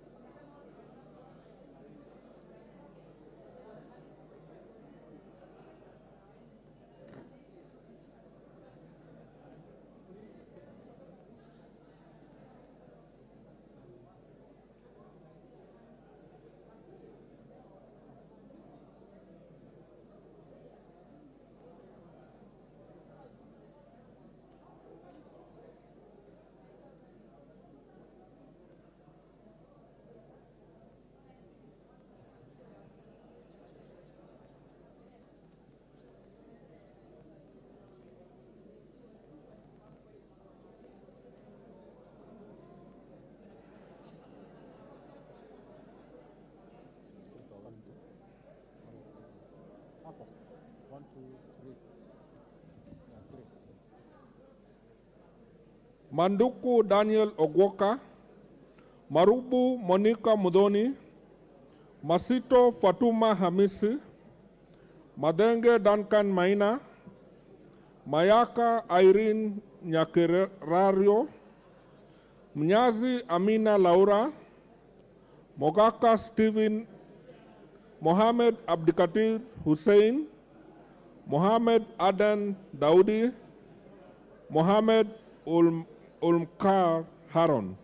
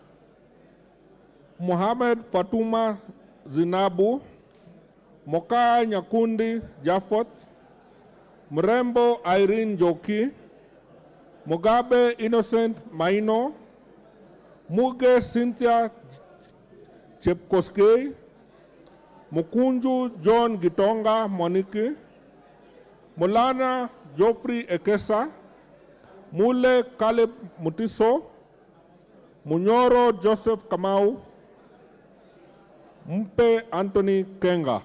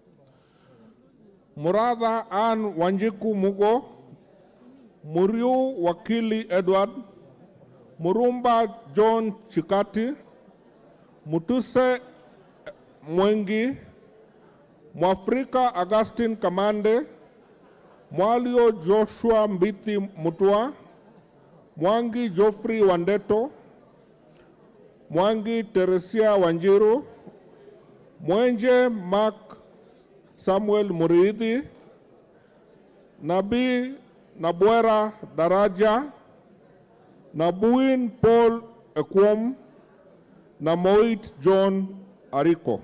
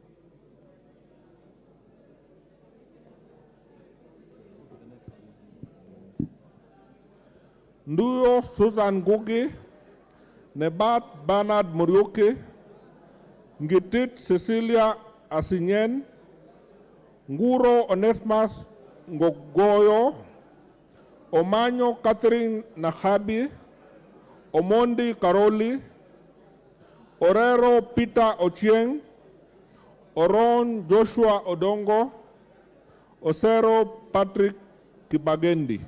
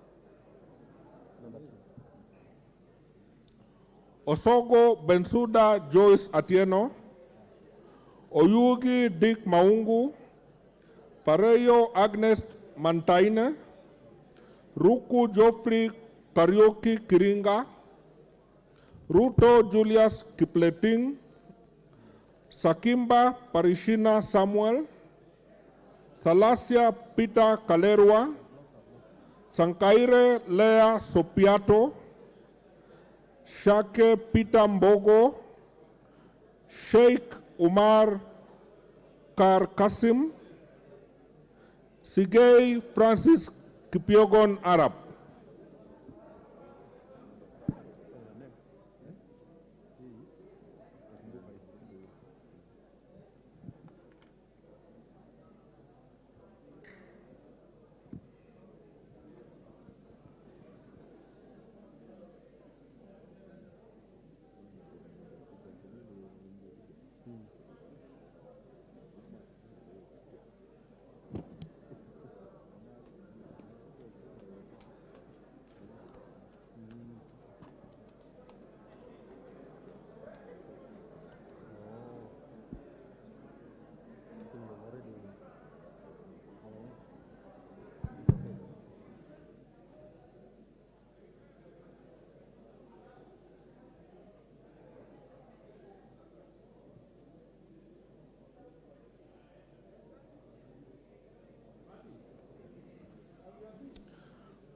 Siad Amina, Siyoi Lilian Chibet, Tonkei Rebecca, Toroitish Timothy Kipchumba, Tungule Charo Kenneth, Wanaina Anthony Njoroge, Wanaina Michael Wambugu, Waidhaka John Machua, Wamboka Nelson Jack.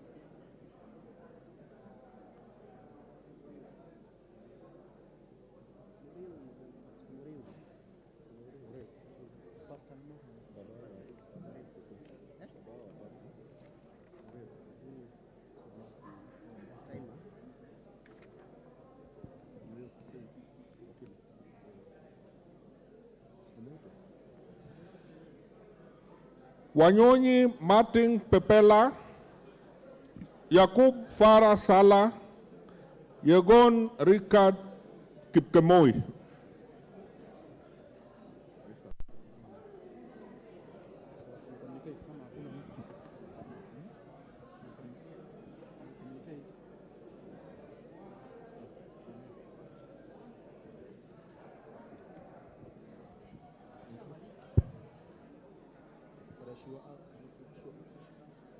Ask them to take their seats.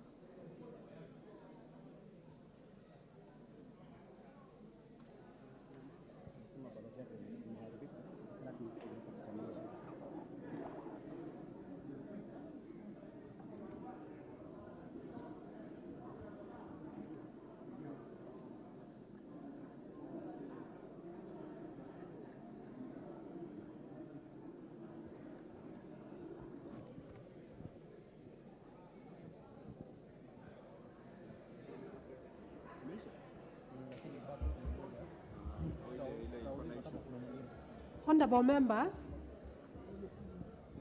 we are almost coming to the conclusion of the voting. Before we do that, I have received a request from one member, the Honorable Murio Wakili, a member for Gatanga. He has indicated to me that he has spoiled his ballot. I will indulge to be issued with another ballot. I have the ballot that he had already marked, and I will proceed to cancel this ballot. Now I have cancelled it, and I have destroyed it. No, I am not. Yes. We were not hard on the matter, and I raised objections on it. Yes. He has, honorable members, the member has not cast this ballot. But he has So made because a decision. The person has clearly marked the box, and he has not marked two boxes. since he has not cast his vote and he has made the request, Look at the standing order. and he is the voting. standing order says in error. You have to prove that it is in error. Look at that standing order. Refer to it. No. Ngoja kidogo. I'm doing my work as an agent. Look at that. It means you have to show that it is in error. Honorable members, to the best of my knowledge, voting is you vote by will. You vote for who you desire to vote for. So I will allow the member to pick another ballot and vote The guy voted elsewhere. according to his will. Yes.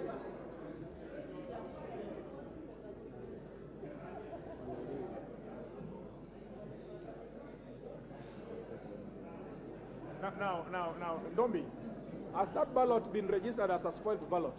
Yes. As a spoiled ballot? So the person is not entitled to a reissue?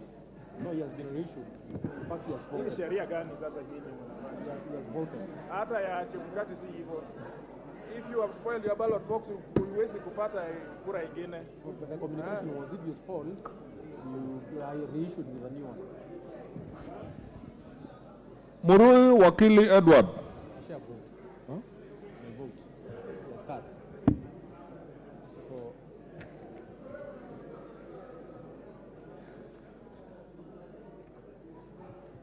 we should continue to the next. Ule share vote. Yeah, sawa. So, I'm a vote. So we then go to the next. Confirm whether there is. Honorable members, is there any other member who has not voted and would like to vote? Any other member present in the chamber who has not voted and would like to vote?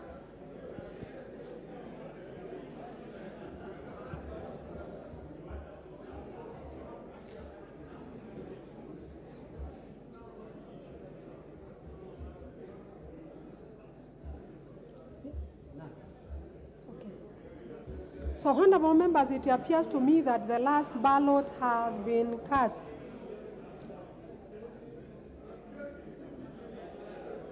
However, if there is any member who has not voted, he or she may now step forward and vote.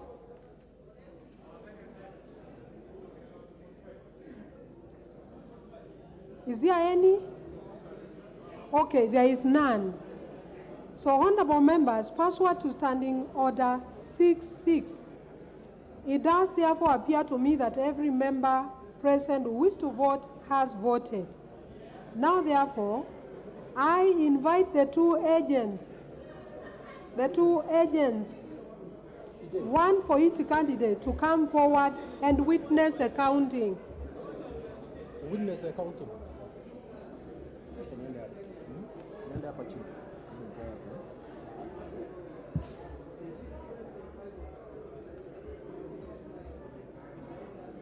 I see the agents have stepped forward.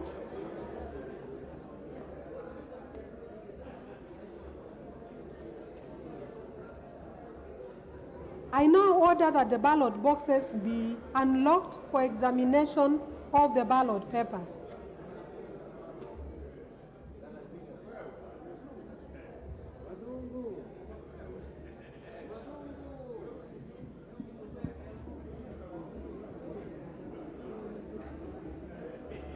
And I further direct that each ballot paper be examined once the boxes are opened.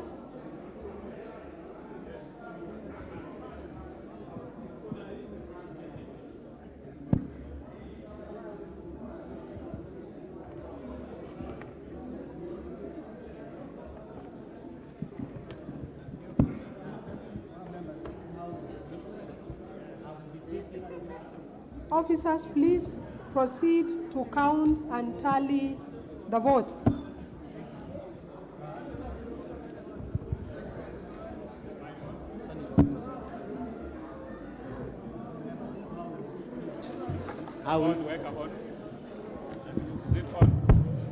This is how we'll do it. I'll be picking a ballot paper.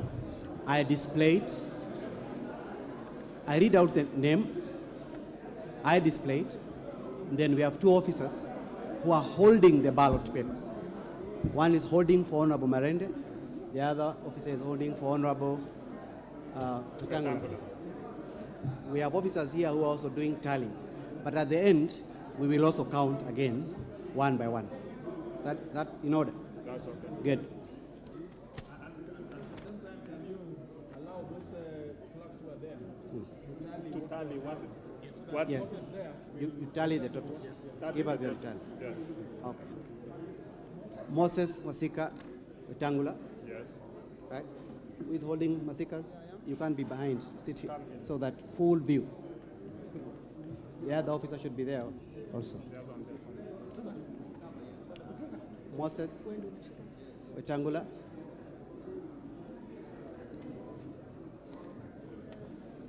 Kenneth Otiato Marende.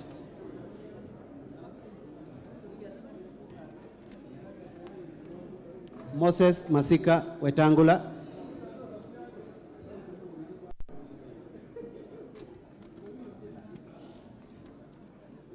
Moses Masika WETANGULA.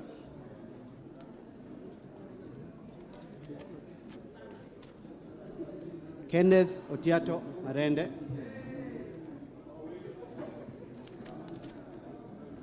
Moses Masika Wetangula.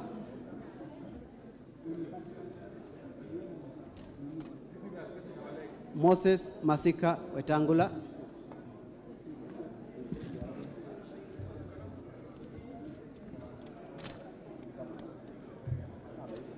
Kenneth Otiato Marende.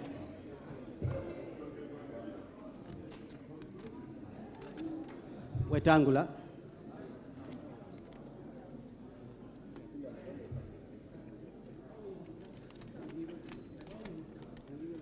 Marende.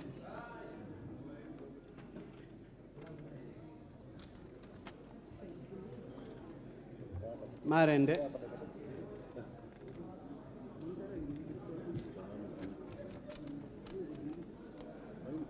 Marende.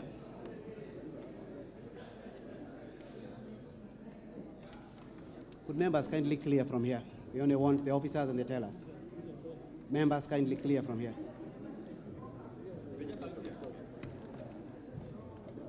Marende.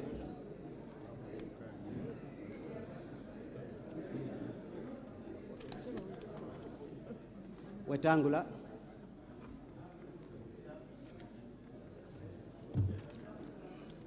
Marende.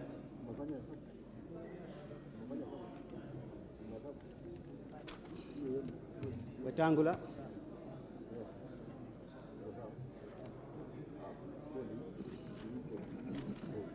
Marende.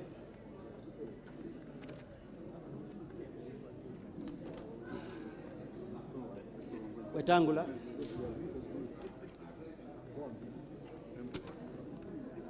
Marende.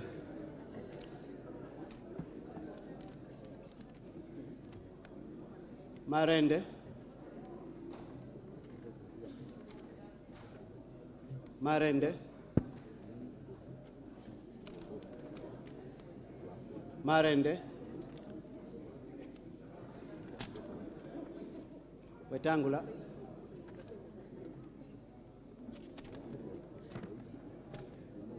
Wetangula. Wetangula.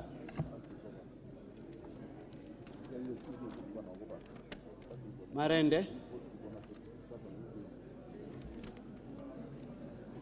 Wetangula.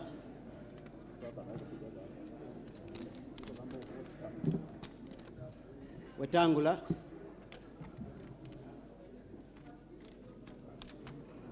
Wetangula.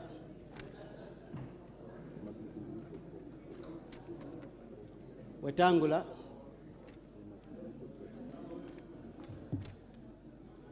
Wetangula.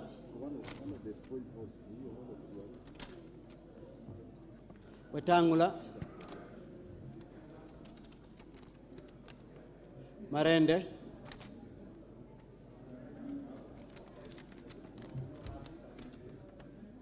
Wetangula.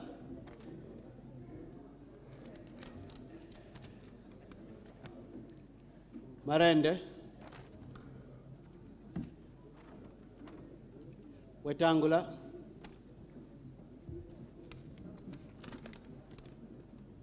Wetangula. Marende.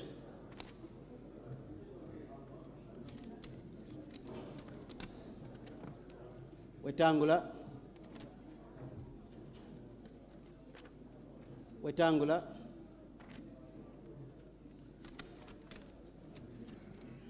Wetangula.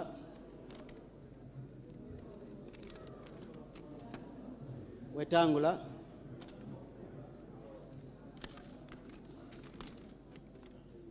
Wetangula. Wetangula. Please push back a bit. Kindly. Wetangula.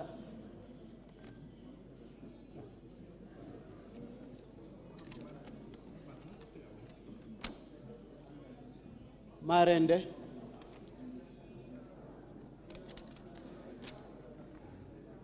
Wetangula. Wetangula.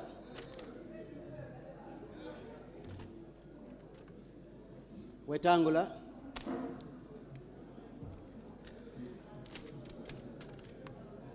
Marende.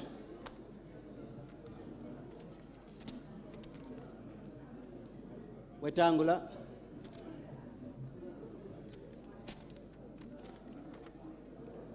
Marende. Marende. Wetangula.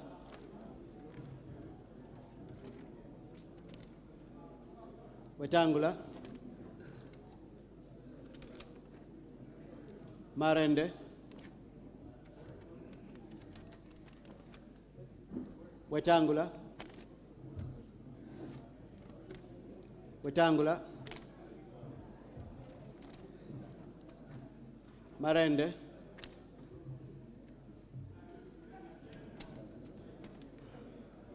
Wetangula. Wetangula. Wetangula.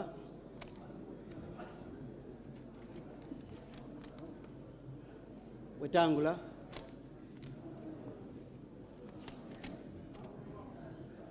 Marende.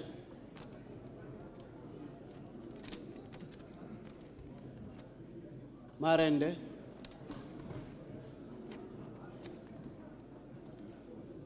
Wetangula. Wetangula.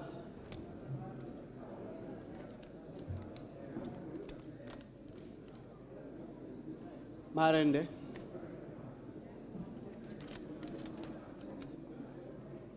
Wetangula. Marende.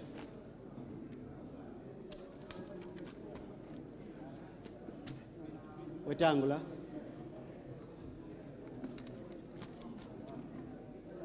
Wetangula. Wetangula.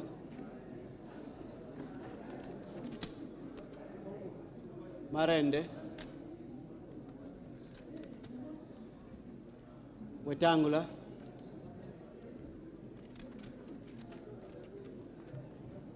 Wetangula. Wetangula.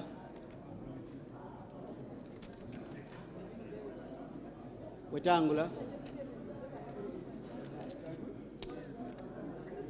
Marende. Wetangula.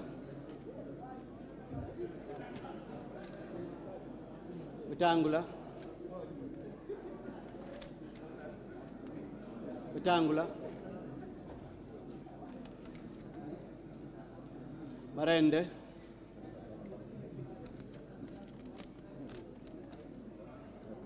Wetangula.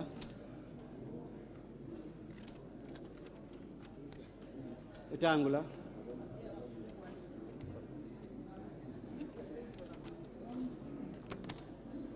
Marende.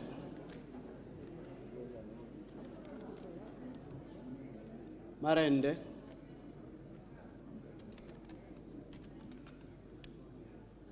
Wetangula.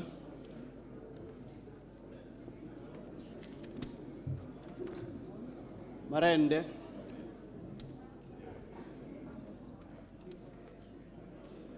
Wetangula.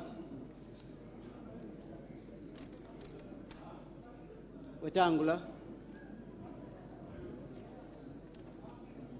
Marende. Wetangula. Wetangula.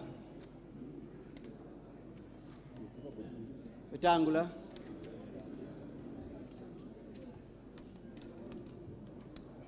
Marende.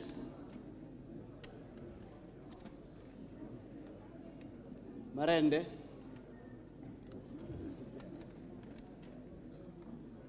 Wetangula.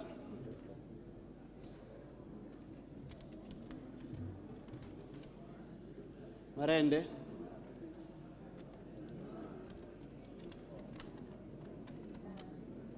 Wetangula.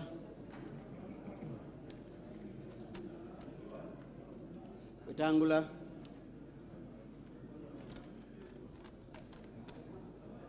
Marende.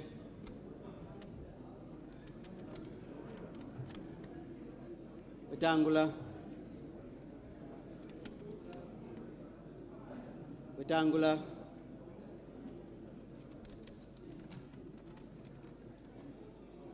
MARENDE, MARENDE, WETANGULA,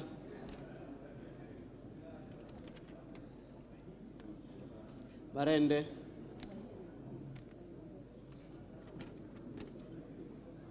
WETANGULA,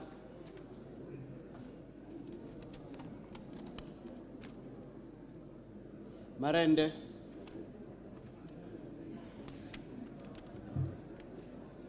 MARENDE,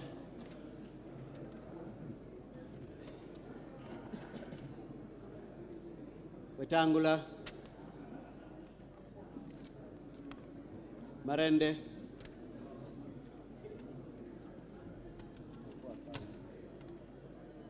MARENDE, WETANGULA, WETANGULA, WETANGULA, WETANGULA, MARENDE,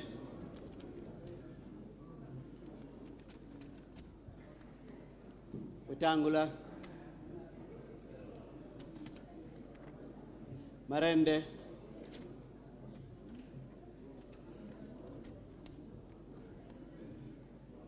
MARENDE, WETANGULA, MARENDE, MARENDE,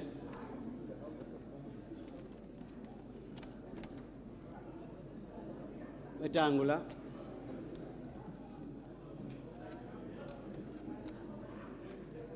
MARENDE,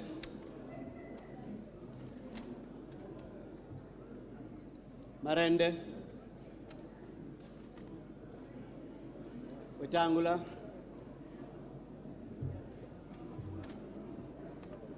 WETANGULA,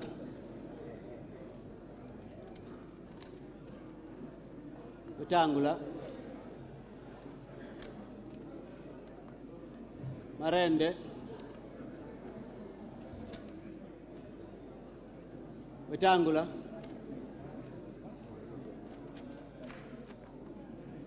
WETANGULA, WETANGULA,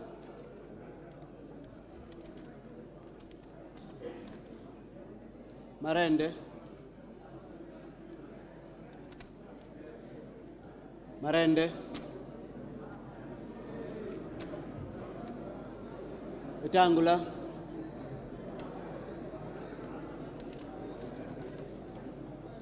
WETANGULA,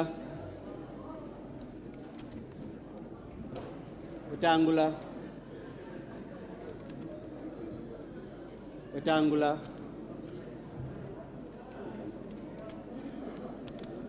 MARENDE,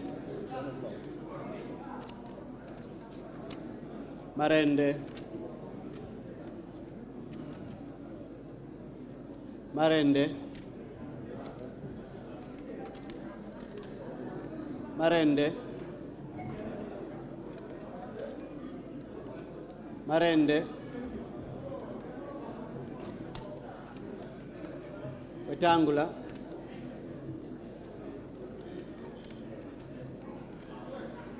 WETANGULA,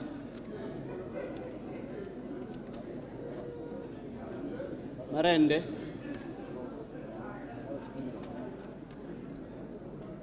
WETANGULA,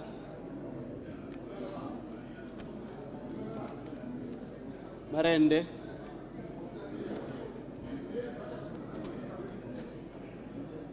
WETANGULA,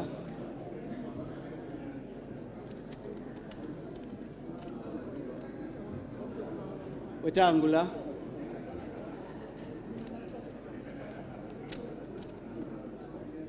WETANGULA,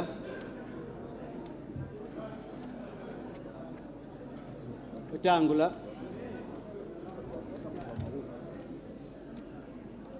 Marende.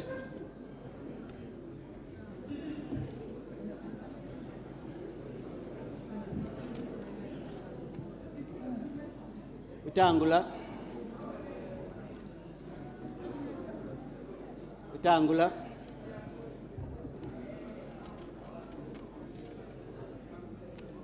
Wetangula. Wetangula.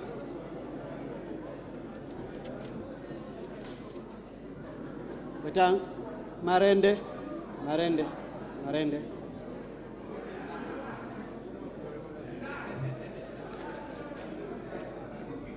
Wetangula.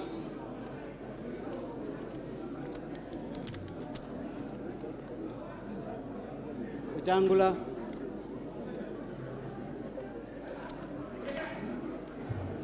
Wetangula. Wetangula.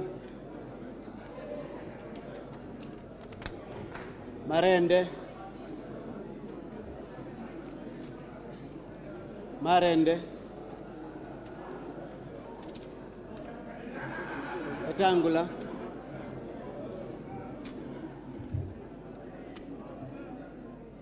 Wetangula. Wetangula.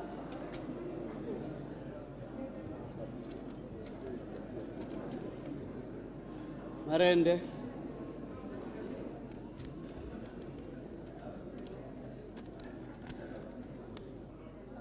Wetangula.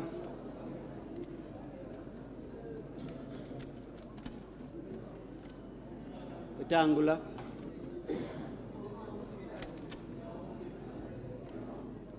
Wetangula.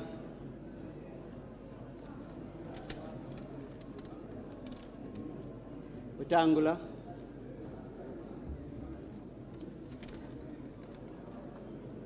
Spoiled.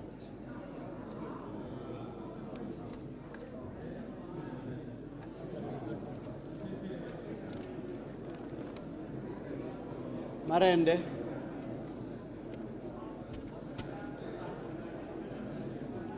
Wetangula.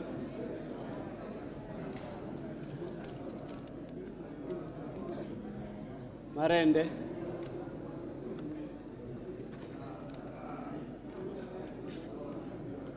Marende.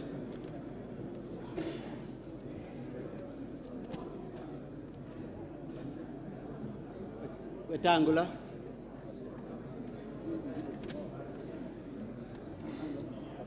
Wetangula.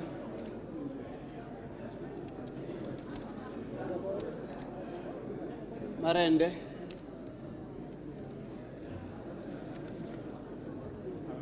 Marende.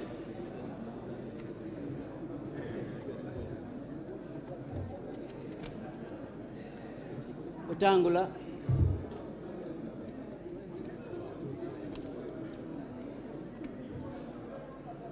Marende. Wetangula.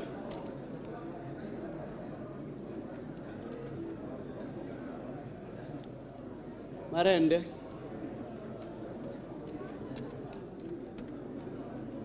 Marende. Wetangula.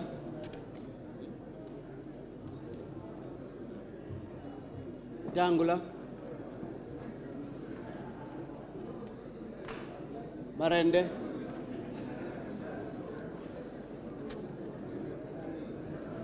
Marende. Wetangula.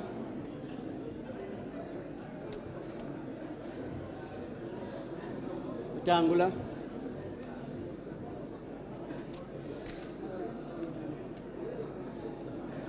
Wetangula.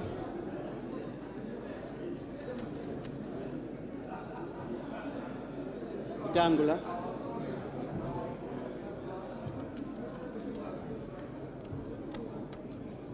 Wetangula. Marende.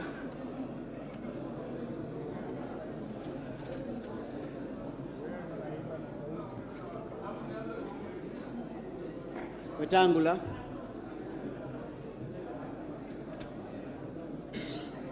Marende. Marende.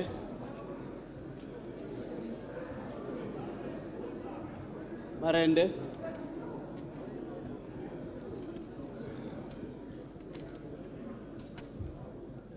WETANGULA.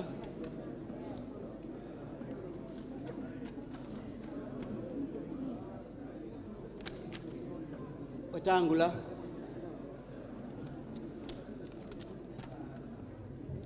WETANGULA. Marende.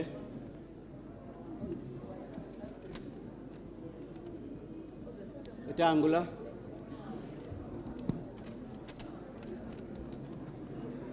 Marende.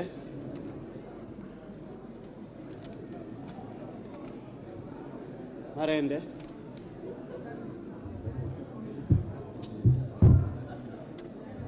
WETANGULA.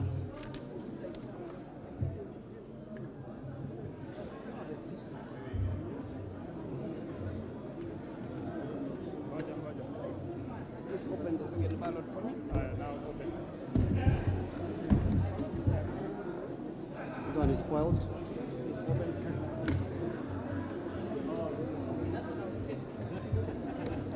Hadi. Rejected, eh? It's there. Rejected.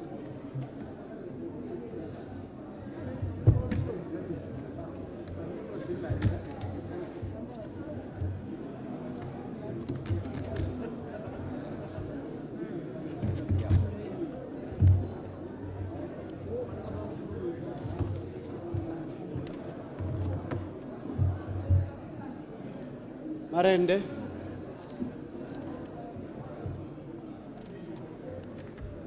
WETANGULA. WETANGULA.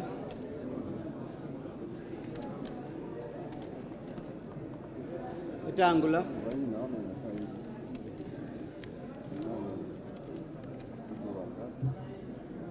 Marende.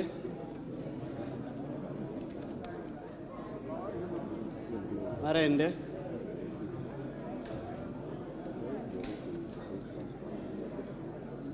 Rejected. No, there is a mark there. Disputed. No, because sour.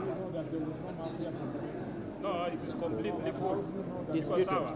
Disputed. It has to be disputed. Disputed.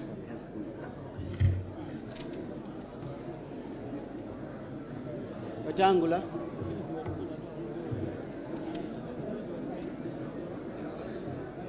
WETANGULA. Marende.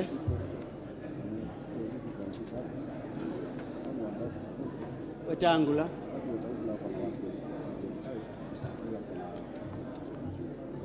WETANGULA. Marende. Marende.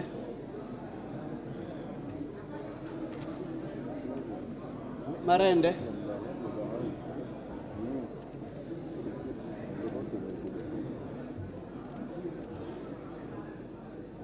WETANGULA.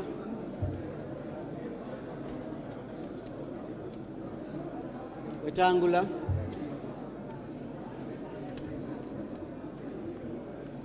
WETANGULA. WETANGULA. WETANGULA.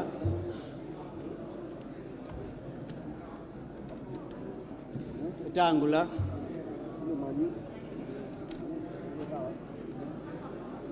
WETANGULA.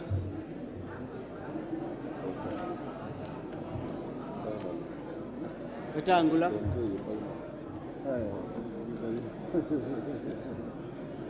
WETANGULA. WETANGULA.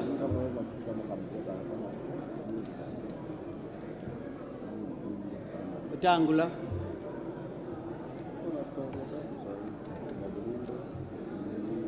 WETANGULA. WETANGULA.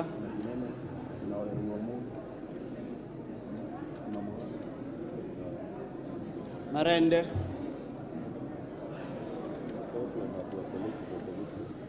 Wetangula. Wetangula.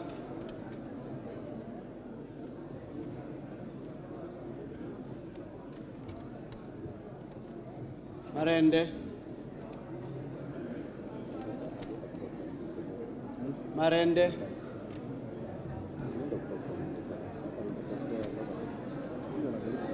Wetangula.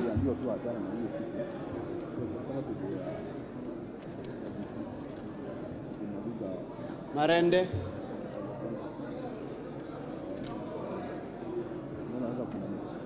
Wetangula.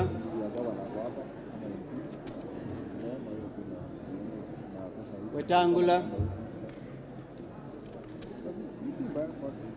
Wetangula.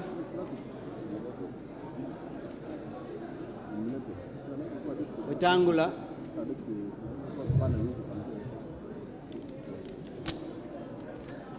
Wetangula. Marende.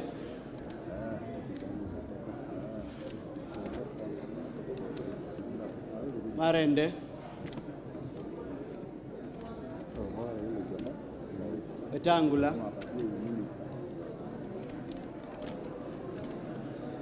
Wetangula. Wetangula.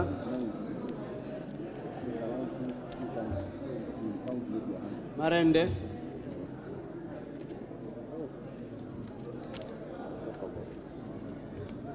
Marende. Marende.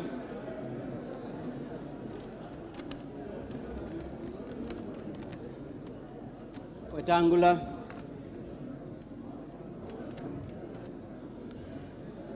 Wetangula.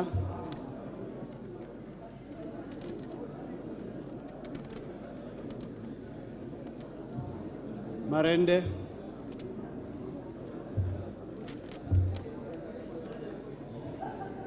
Wetangula.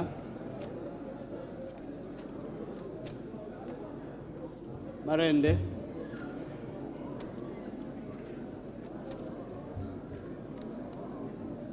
Wetangula. Marende.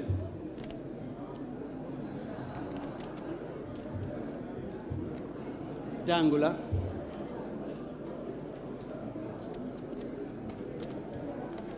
Marende. Wetangula. Wetangula.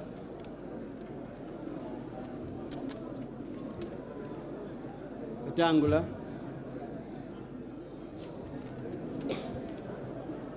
Wetangula. Marende. Marende.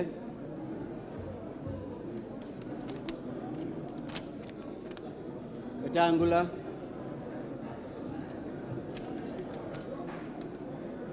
Marende.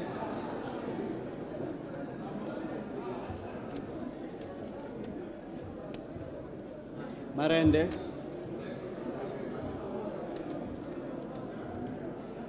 Wetangula.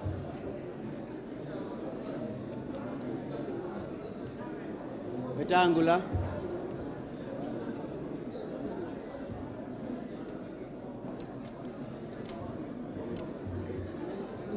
Wetangula.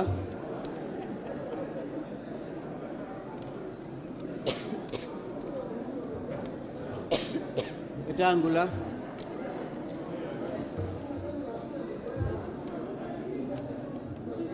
Wetangula.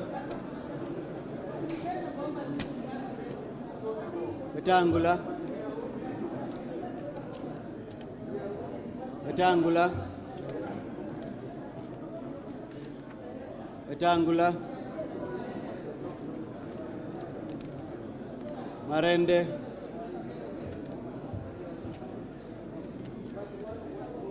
Wetangula. Wetangula. Marende.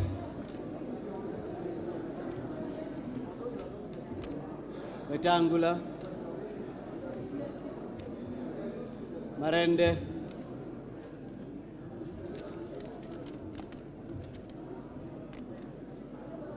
Wetangula. How many marks are those? Swali. Pamoja. 1 mark.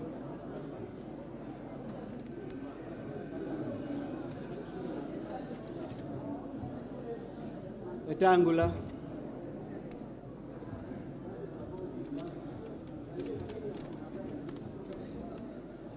Marende.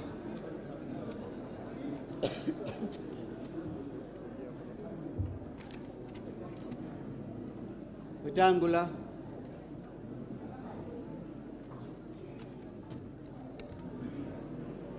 Wetangula.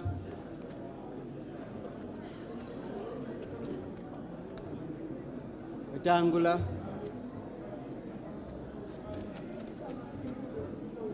Wetangula.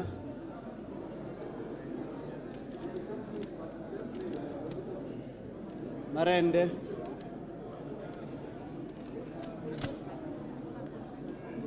Wetangula.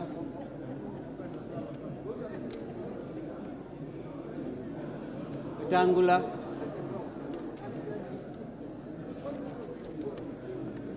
Wetangula. Marende.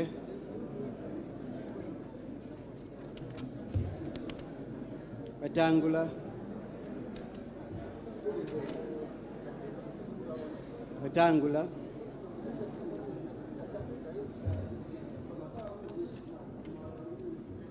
Marende.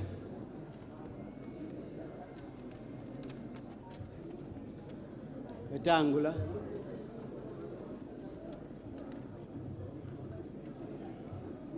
Marende.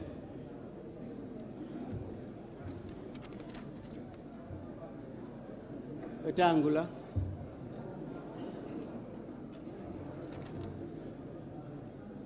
Marende. Wetangula.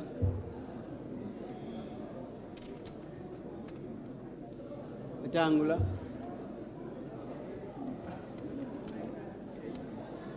Wetangula.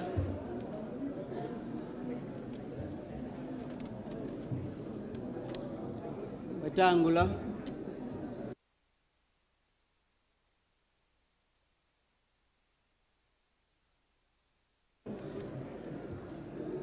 Marende.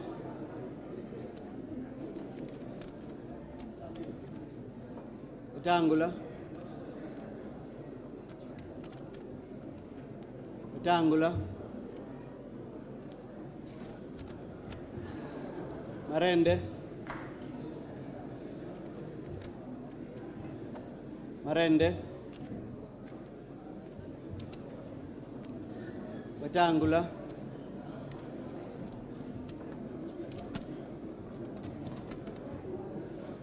Wetangula.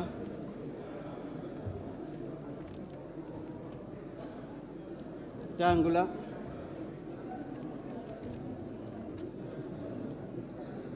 Wetangula.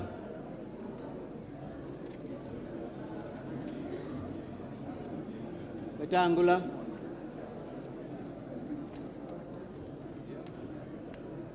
Wetangula. Wetangula. Wetangula.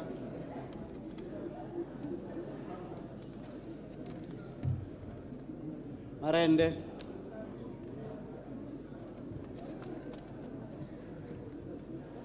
Marende.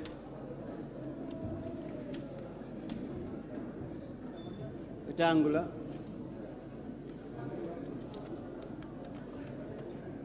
Marende.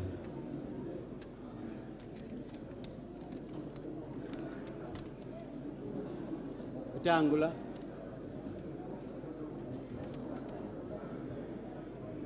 Marende.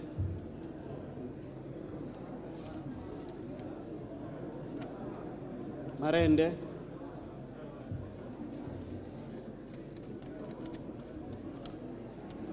Marende,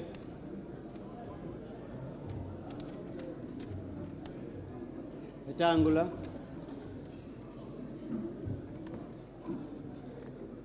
WETANGULA, Marende,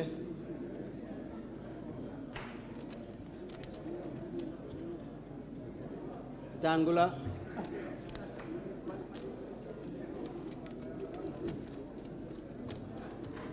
Marende,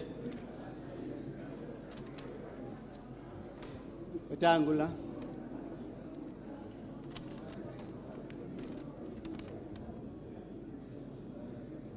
WETANGULA,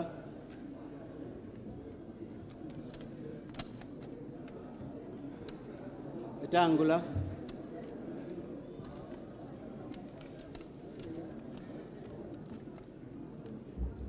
Marende.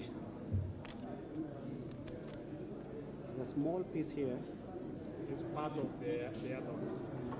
that seems to be part of this. Yes. I will leave it to the tellers. No, it is part of that. It's all of this out. It is, yes. It is complete. Let us argue that. It is Thank complete. you. We will call it disputed. In the meantime, we will do the tally. But why can't we sort it out? That is part of that. It is the returning officer will say. Okay. Right.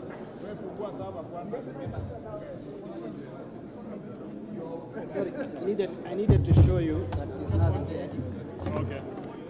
I needed to show you that there's nothing there. I've seen it on behalf of DJ. I've seen on your behalf. There is nothing. So, disputed, hold it with it. All members, can you please push behind? Can you push behind? We will start counting. I will start with Honorable Marende.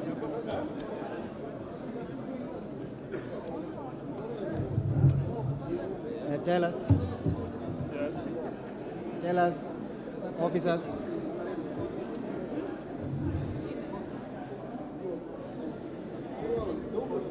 I'm here. Do I have your permission? Yes. And hey, Honorable TJ, I am starting, and when I count, I'll return it back. So this is for Honorable Marende. Okay. This is for Honorable Marende. Honorable Mbaya, please. You're not a teller. So we start. Okay. 1,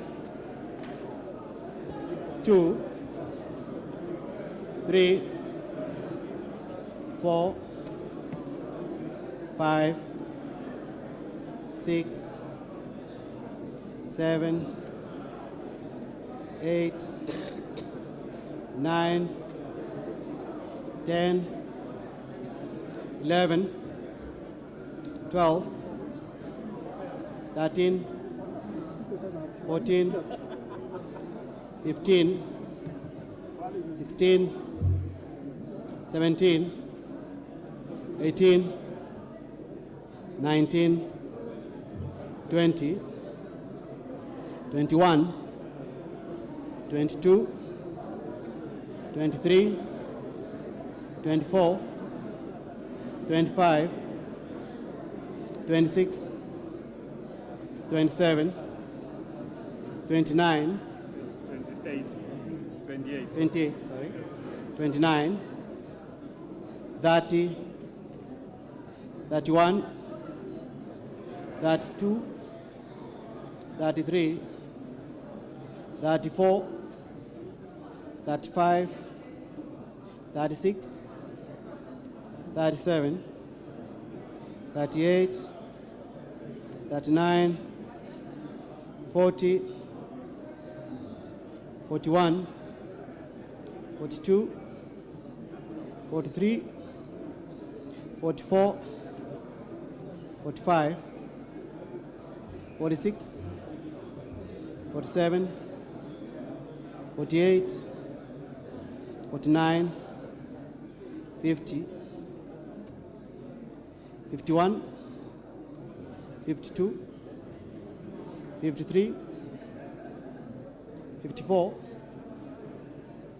55, 56, 57, 58, 59, 60, 61, 62, 63, 64, 65, 66, 67, 68, 69, 70, 71, 72, 73, 74, 75, 76, 77, 78, 79, 80, 81, 82, 83, 84, 85,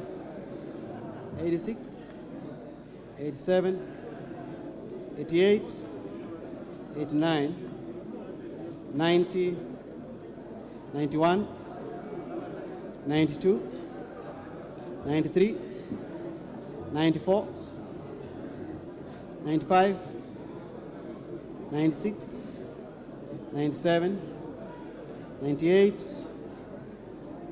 99, 100, 101, 102, 103, 104, 105, 106, 107, 108, 109, 110, 111, 112, 113, 114, 115, 116, 117, 118, 119, 120, 121, 122, 123, 124, 125, 126, 127, 128, 129, 130. For Marende. That's for Marende. 130. Please get envelopes. See these papers on envelopes. Don't see it yet because we'll use the boxes. We're going to use those boxes. Don't see it. Don't see it.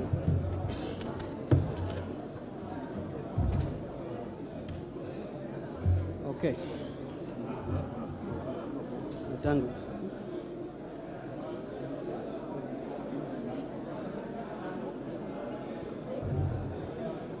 We're counting for Honorable Wetangu, right? 1, 2, 3, 4, 5, 6, 7, 8, 9, 10, 11, 12, 13, 14, 15, 16, 17, 18, 19, 20, 21, 22, 23, 24, 25, 26, 27, 28, 29, 30, 31, 32, 33, 34, 35, 36, 37, 38, 39, 40, 41, 42, 43, 44, 45, 46, 47, 48, 49. That is 49. The one you've dropped now is 49. Sure? Yes. 49. So you're going to 50, yeah. Okay.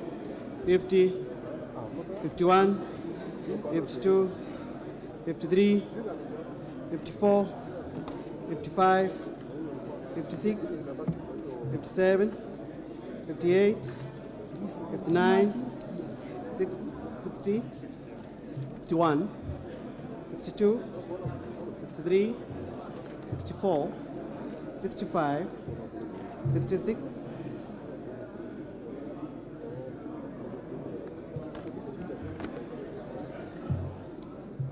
67, 68, 69, 70, 71, 72, 73, 74, 75, 76, 77, 78, 79, 80,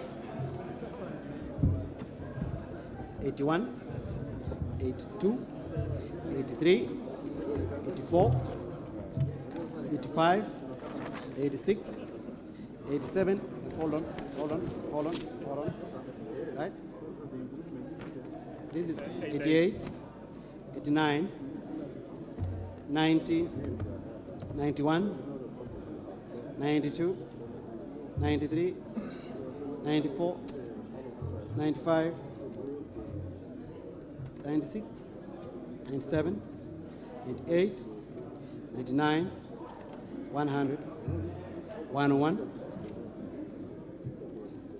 102, 103, 104, 105, 106, 107, 108, 109, 110, 111, 112, 113, 114, 115, 116, 117, 118, 119, 120, 121, 122, 123, 124, 125, 126, 127, 128, 129, 130, 131, 132, 133, 134, 135, 136, 137, 138, 139, 140, 141, 142, 143, 144, 145, 146, 147, 148, 149, 150, 151, 152, 153, 154, 155, 156, 157, 158, 159, 160, 161, 162, 163, 164, 165, 166, 167, 168, 169, 170, 171, 172, 173, 174, 175, 176, 177, 178, 179, 180, 181, 182, 183, 184, 185, 186, 187, 188, 189, 190, 191, 192, 193, 194, 195, 196, 197, 198, 199, 200, 201, 202, 203, 204, 205, 206, 207, 208, 209, 210, 211, 212, 213, 214.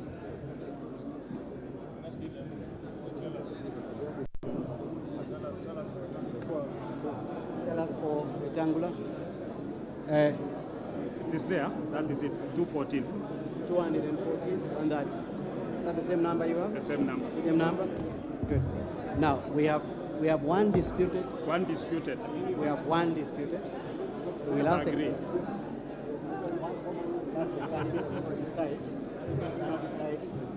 So I'll ask the tellers. So I think we can agree, To agree. DJ. It is okay.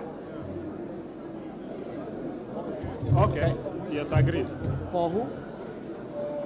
WETANGULA. For WETANGULA. Yes. So it becomes 215.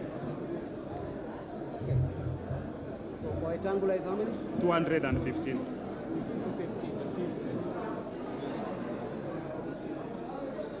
For Marende? 130.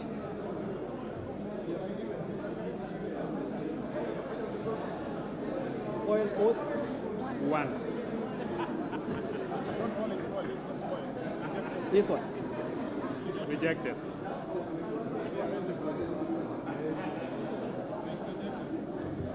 Rejected vote? 1. 1. Abstention? 0. Abstention? No, nobody recorded. So let's do the tally. Yes, sir. Can they register? Can the officers, This comes to 340, the officers who are the register, 345, 346.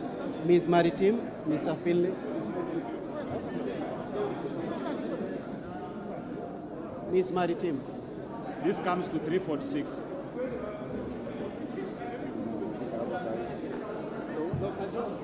$346 meaning you have 3 members who did not vote. Mr. Tiampati, how many? Your list. Okay. 346. Ms. Maritim, where is the list Susan, that you are cancelling with Mr. Finley?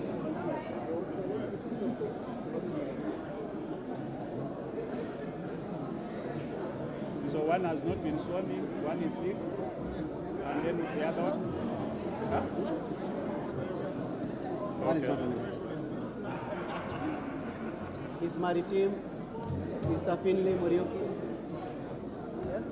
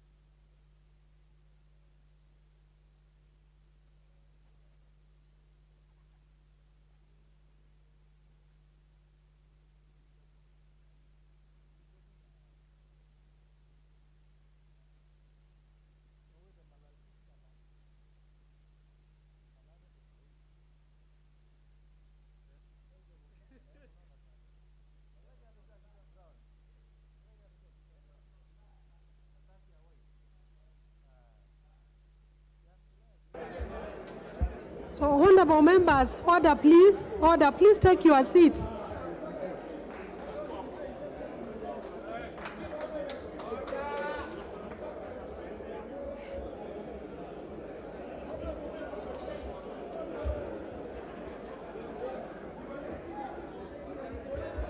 Honorable members, please take your seats.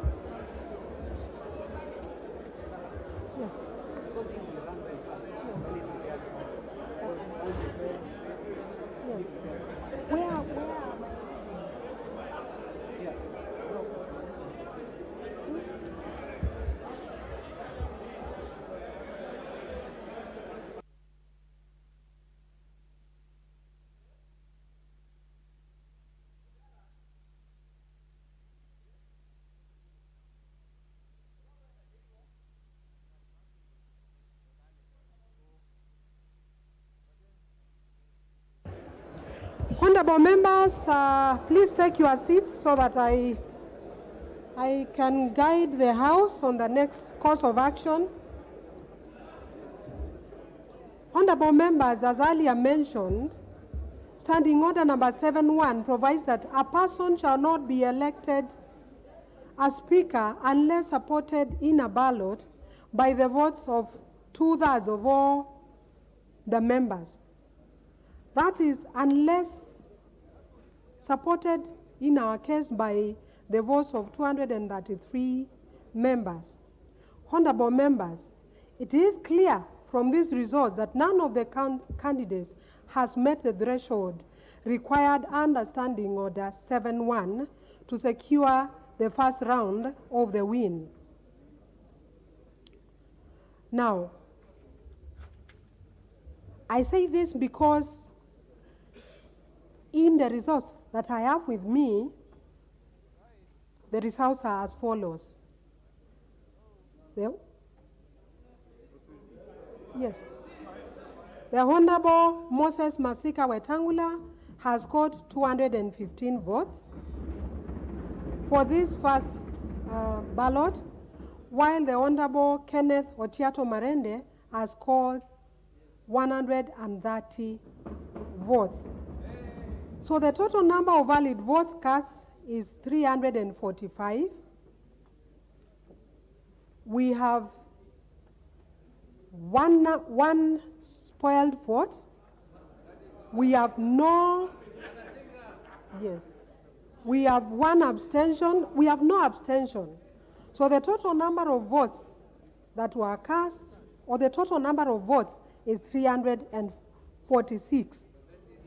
This is signed by the tellers, the Honorable TJ Kajwang, MP, and the Honorable Dr. Robert Pukose, MP. Given this scenario, we do not have a clear winner. What ordinarily ought to happen is that this should take us into the remit of Standing Order number 7.2, which provides that if no candidate is supported by the votes of 2/3 of all members, as has happened in this election, a fresh election shall be held. And in that election, the only candidates shall be the candidate or candidates who received the highest number of votes in the ballot referred to in paragraph 1. In this case, the Honorable Moses Masika Wetangula. And the candidate or candidates who in that ballot received the next highest number of votes. In this case, the Honorable Kenneth Otiato Marende. Indeed, there are no other candidates, as you are aware. Honorable members, we should therefore be proceeding to the next round of ballot. However,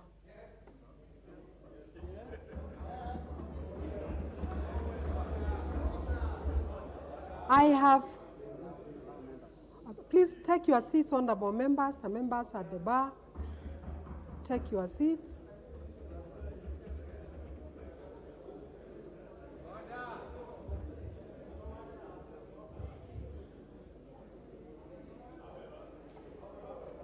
Please take your seats. However, I have received a written communication from one of the candidates, namely the Honorable Kenneth Marende, indicating that he does not wish to proceed to the next round of ballot.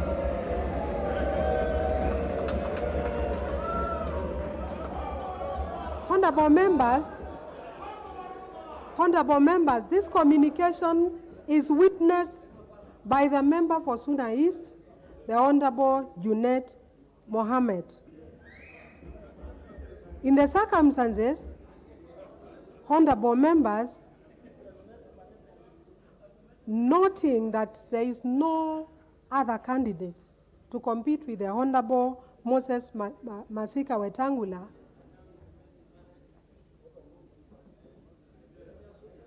I now take this opportunity to declare that the Honorable Moses Masika Wetangula stands elected as the Speaker of the National Assembly.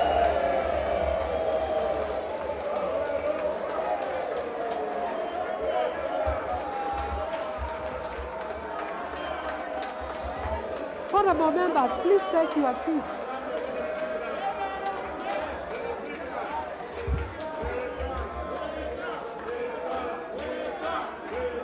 Honorable members, please take your seats. Please take your seats. Please take your seats. So, honorable members, now having declared the Honorable Moses Masika Wetangula elected as the Speaker of the National Assembly of the 13th Parliament, I now direct the Chief Sergeant at Arms to search for the said Moses Masika Wetangula, identify and present him before me here in the assembled house, so that he may take and subscribe to the oath of office of a Speaker in accordance with the Constitution. Chief Sergeant at Arms, proceed.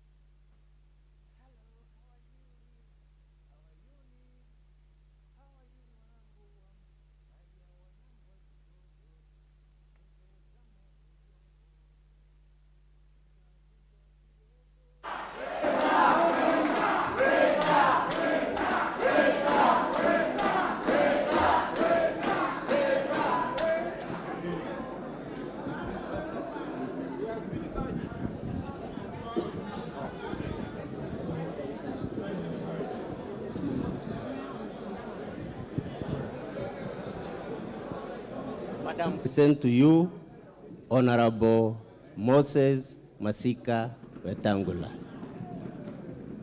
Congratulations, Mheshimiwa. Yes.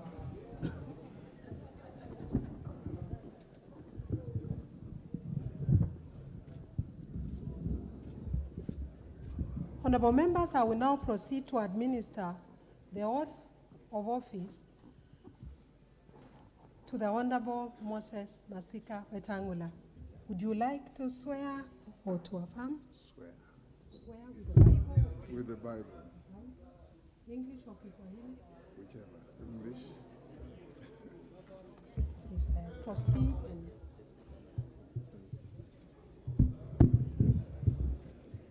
I, Moses Francis Masika Wetangula, having been elected as Speaker of the National Assembly, do swear in the name of the Almighty God that I will bear true faith and allegiance to the people and the Republic of Kenya, that I will faithfully and conscientiously discharge my duties as Speaker of the National Assembly, that I will obey, respect, uphold, preserve, protect, and defend this Constitution of the Republic of Kenya, and that I will do right to all manner of persons in accordance with this Constitution of Kenya and the laws and conventions of Parliament without fear or favor, affection, or ill will.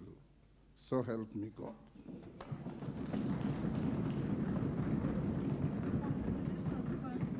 Thank you. Proceed to subscribe to the oath of office by signing the oath.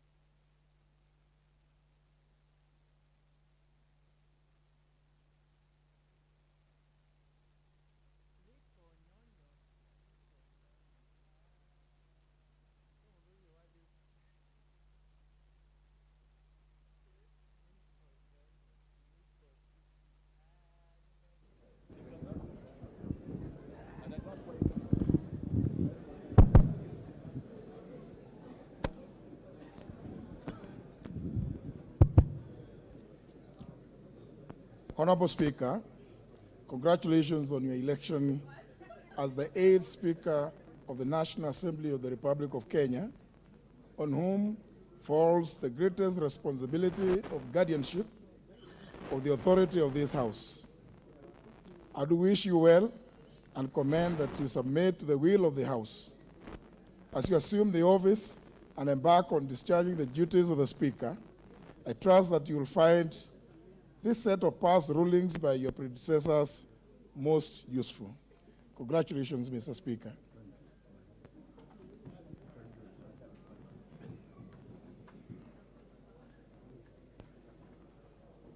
Thank you.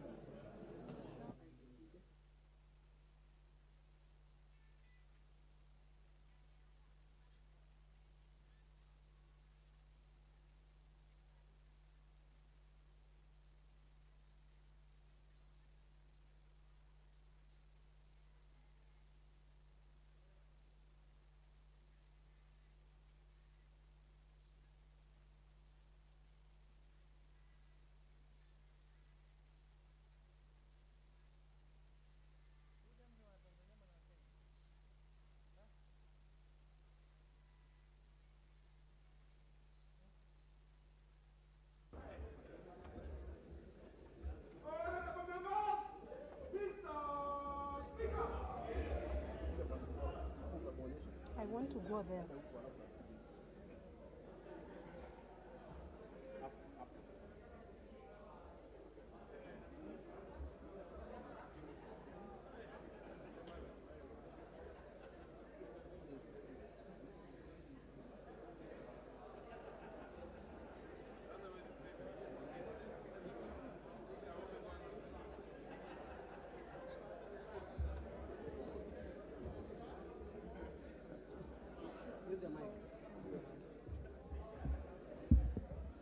Honorable Speaker of the National Assembly, congratulations.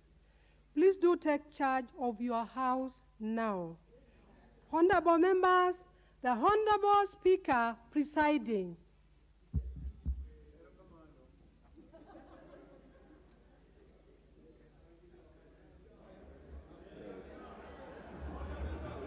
I see.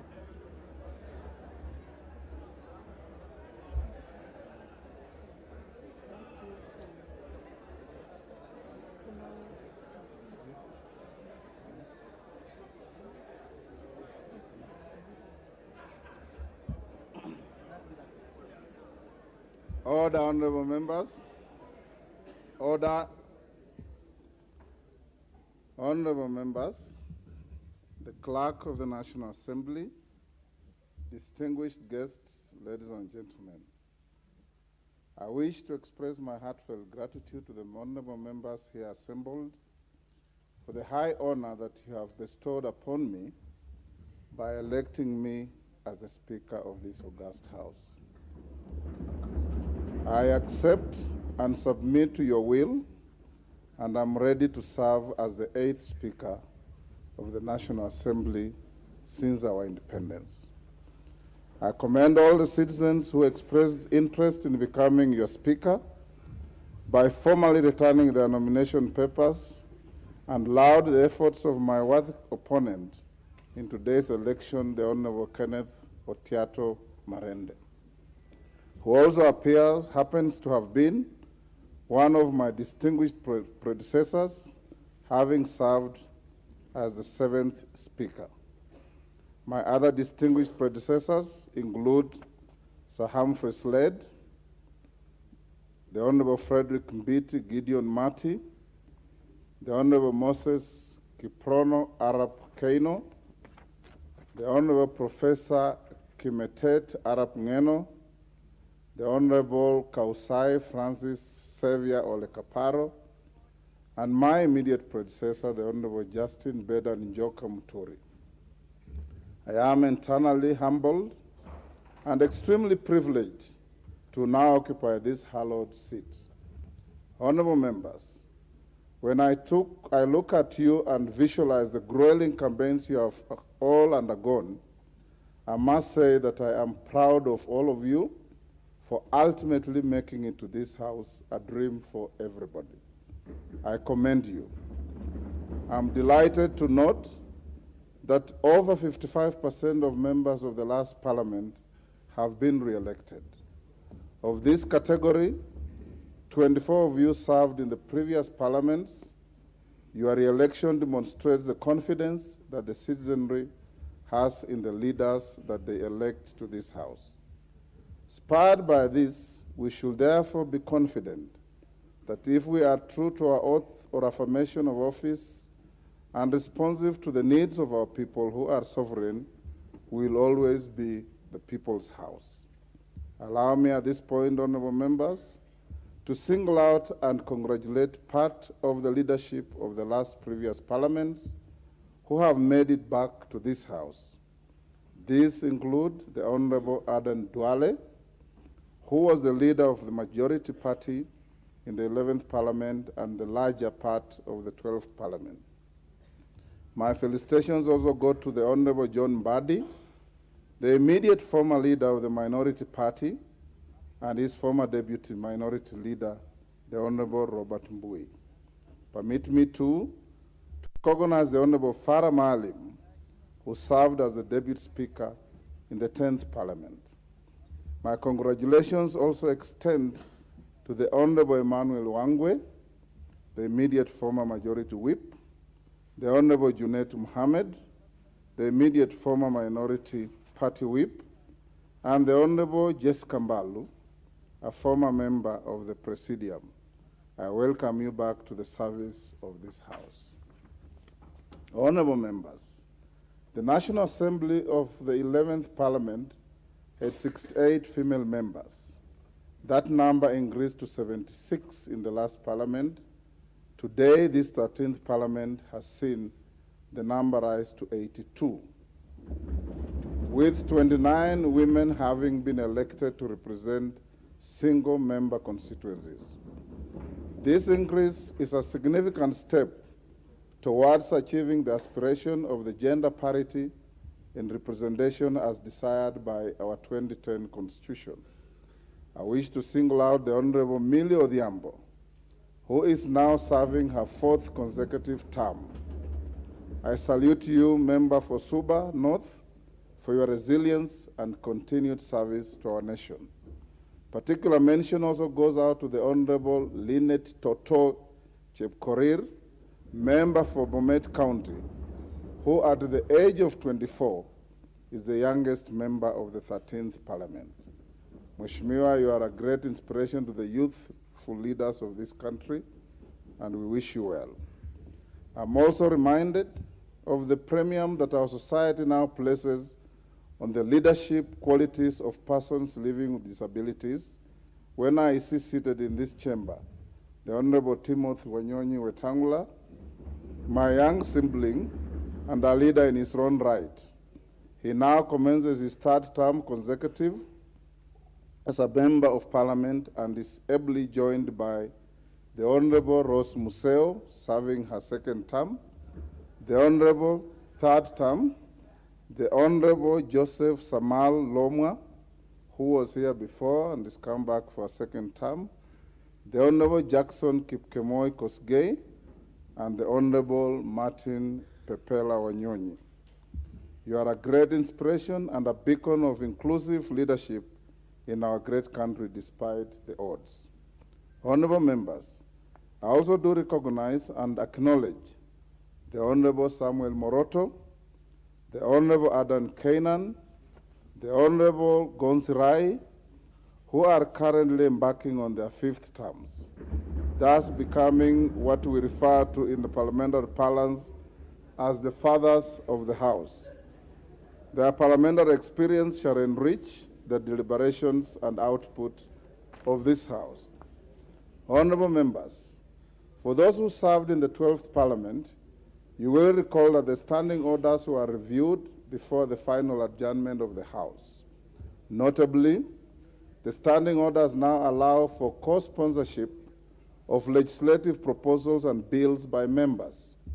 Members of this House shall also be able to co-sponsor bills with senators and vice versa, where an unidentified member shall be in charge of steering debate on a Senate bill in this House.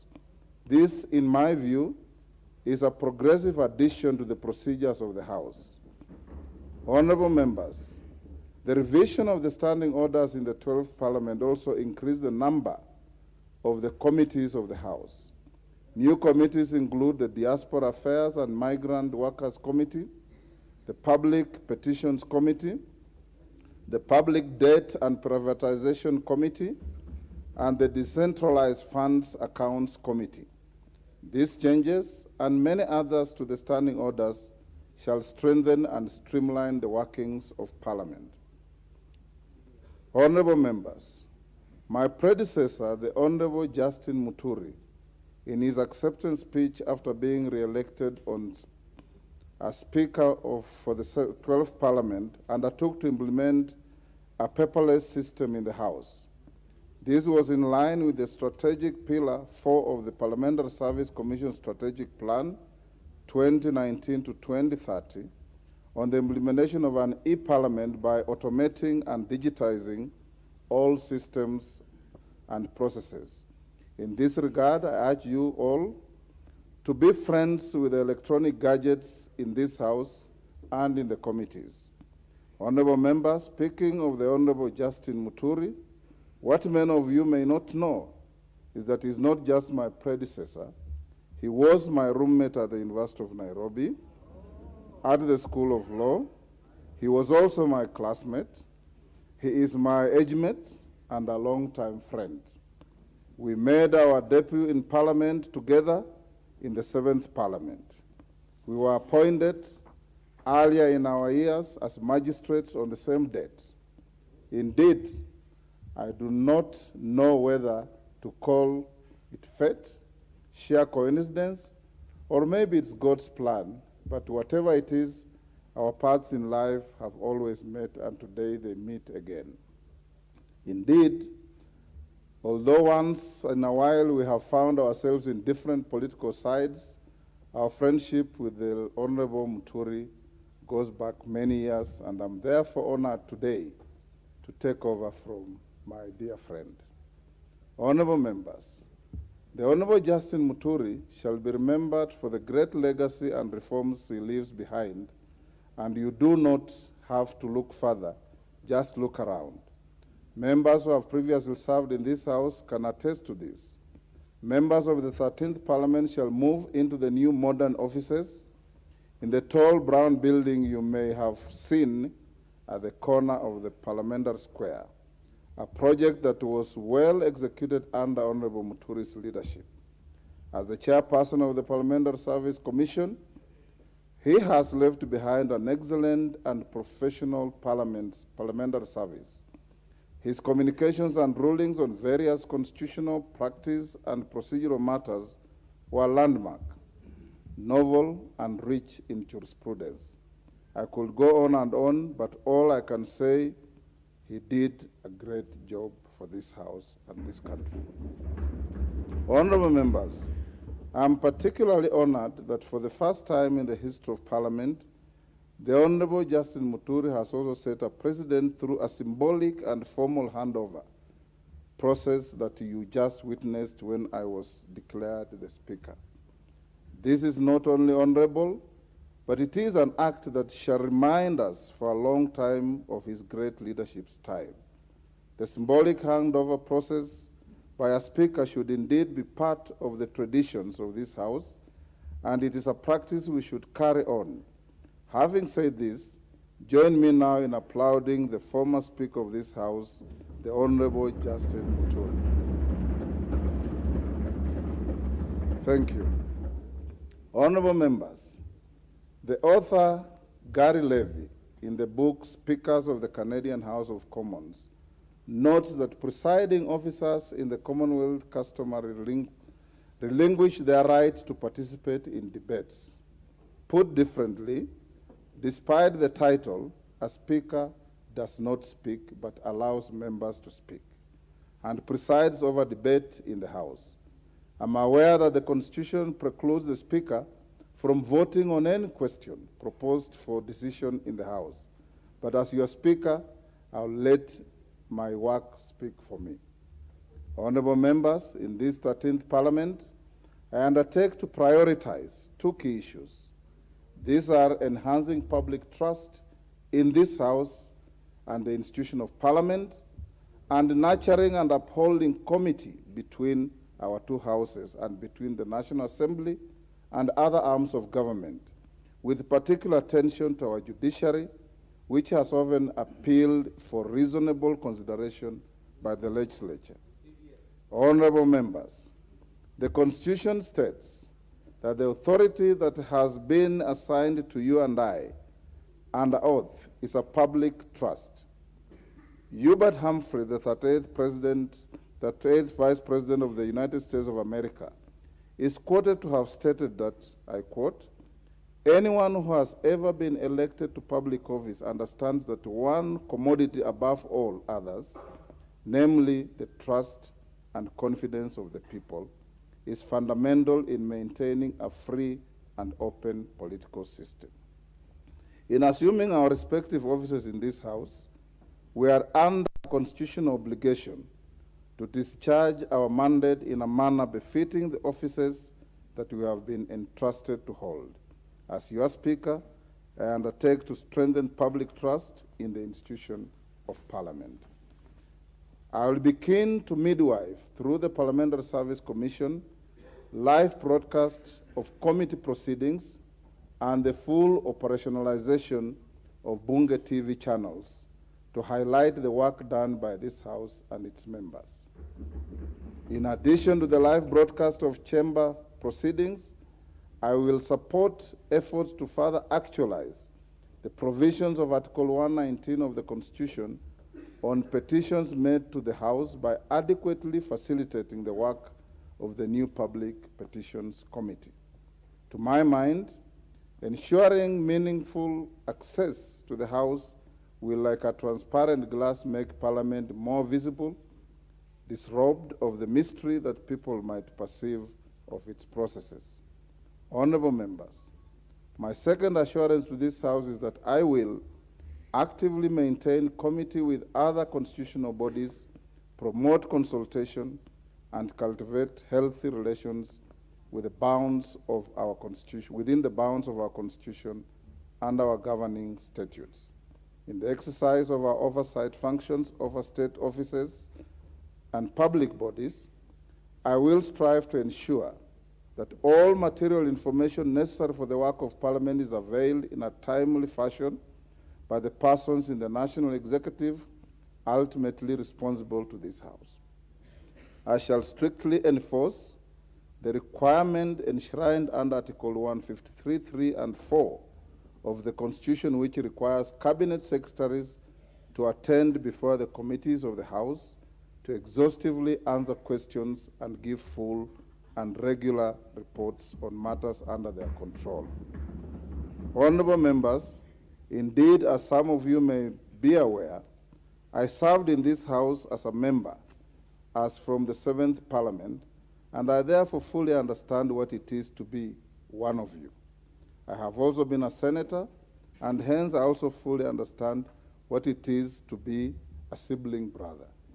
I have served in the executive as a minister and assistant minister in different portfolios.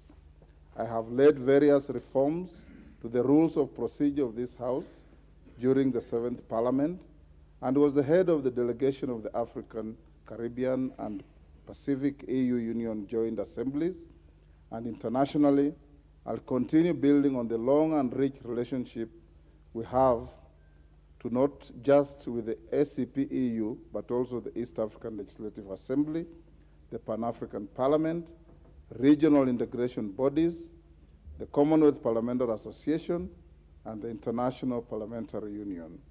Suffice to mention, honorable members, that the standing orders you enjoy using today with the committee system were drafted by yours truly, the late Bonaya Godana, Julius Sunkuli, whom I believe has been re-elected to this House, and one Bishop Kimani, then Member of Parliament from Nakuru.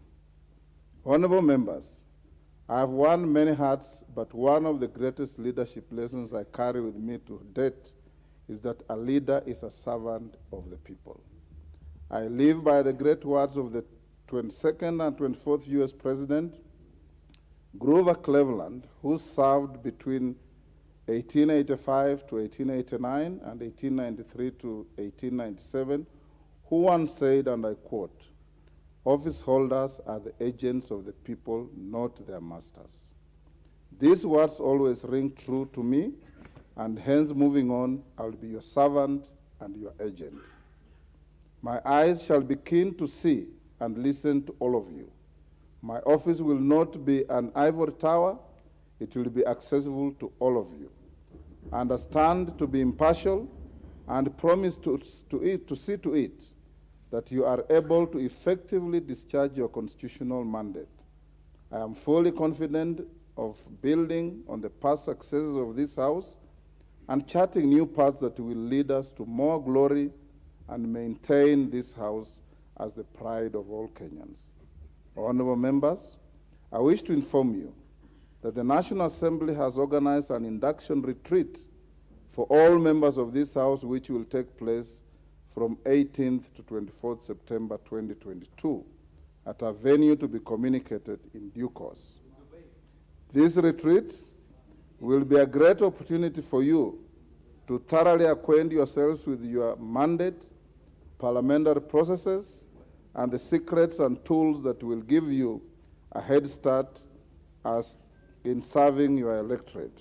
I encourage you to attend all these sessions.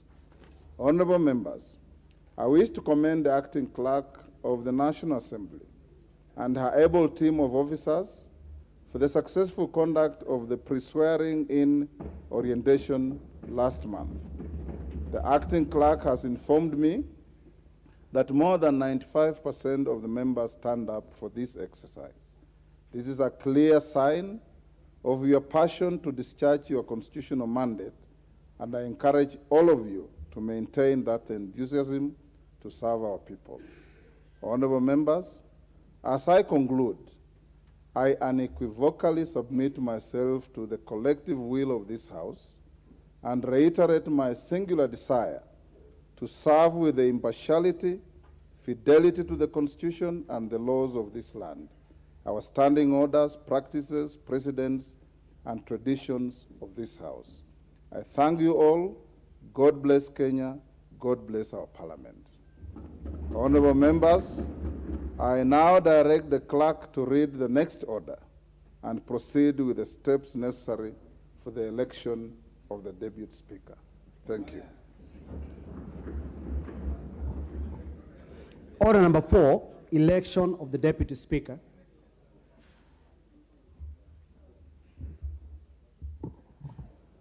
Honorable Speaker, I have the following report to make as a returning officer on this order. His Excellency the President of the Republic of Kenya and the Commander-in-Chief of the Kenya Defense Forces notified this first sitting of the National Assembly of the 13th Parliament, White Gazette Notice number 10527 of 2022, dated 5th September 2022. Pursuant to the provisions of Article 1062A of the Constitution, the office of the Deputy Speaker of the National Assembly became vacant when the previous holder, as a member of the House, vacated the office under Article 103 of the Constitution. Honorable Speaker, honorable members, in exercise of the power conferred by Standing Order number 13, I notified the general public of a vacancy in the office of the Deputy Speaker of the National Assembly, White Gazette Notice number 10530 of 2022, dated 5th September 2022.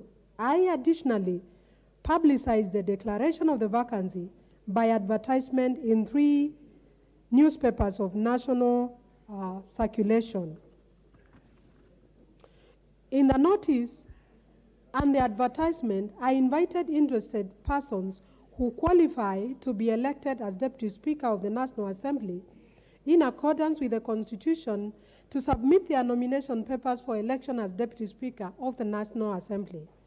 The following 7 persons collected nomination papers from the office of the Clerk of the National Assembly between Monday, 5th September 2022 and Wednesday, 7th September 2022. 1. Robert Gishimu Githinji. 2. Farah Maalim. 3. Gladys Jepkosgei Boss. 4. Farah Yusuf Mohammed. 5. Moses Gushine Kirimi. 6. Paul Otiende Amolo. 7. George Peter Opondo Kaluma. Honorable Speaker, as per the Gazette notice and the advertisement, a person who collected nomination papers was required to submit the completed nomination papers together with their curriculum vitae and the relevant supporting documents, to the Clerk of the National Assembly in Committee Room number 7, Main Parliament Building, not later than 8:30 p.m. on Wednesday, 7th September 2022. The office of the Clerk of the National Assembly remained open on Monday, September 5th, 2022, from 2:30 p.m. to 8:30 p.m., Tuesday, 6th September 2022, from 7 a.m. to 8:30 p.m., and Wednesday, 7th September 2022, from 8 a.m. to 8:30 p.m., for purposes of both collection and return of nomination papers. Honorable Speaker and honorable members, at the close of the nomination period, the following 3 persons had submitted their nomination papers for election as Deputy Speaker of the National Assembly. The Honorable Farah Maalim, the Honorable Gladys Jepkosgei Boss, and the Honorable George Peter Opondo Kaluma. Further, Honorable Speaker, I wish to notify the House that I received a letter from the Honorable Dr. Otiende Amolo, dated the 7th of September 2022, conveying the withdrawal of his candidature for election as Deputy Speaker of the National Assembly. Honorable Speaker, pursuant to the provisions of Article 106 of the Constitution and Standing Order number 5 of the National Assembly Standing Orders, the 3 members who returned their nomination papers qualified as candidates for election to the office of the Deputy Speaker of the National Assembly. And again, I repeat, they are the Honorable Farah Maalim, the Honorable Gladys Jepkosgei Boss, and the Honorable George Peter Opondo Kaluma. Accordingly, Honorable Speaker, I published and made available to all members the list showing the 3 members qualified as candidates for election as the Deputy Speaker of the National Assembly in the ballot to be conducted during the 3rd business of the 1st sitting of the House. Honorable Speaker, I wish to also notify the House that I have since received a letter from the Honorable George Peter Opondo Kaluma, dated today, 8 September 2022, conveying the withdrawal of his candidature for election as Deputy Speaker of the National Assembly.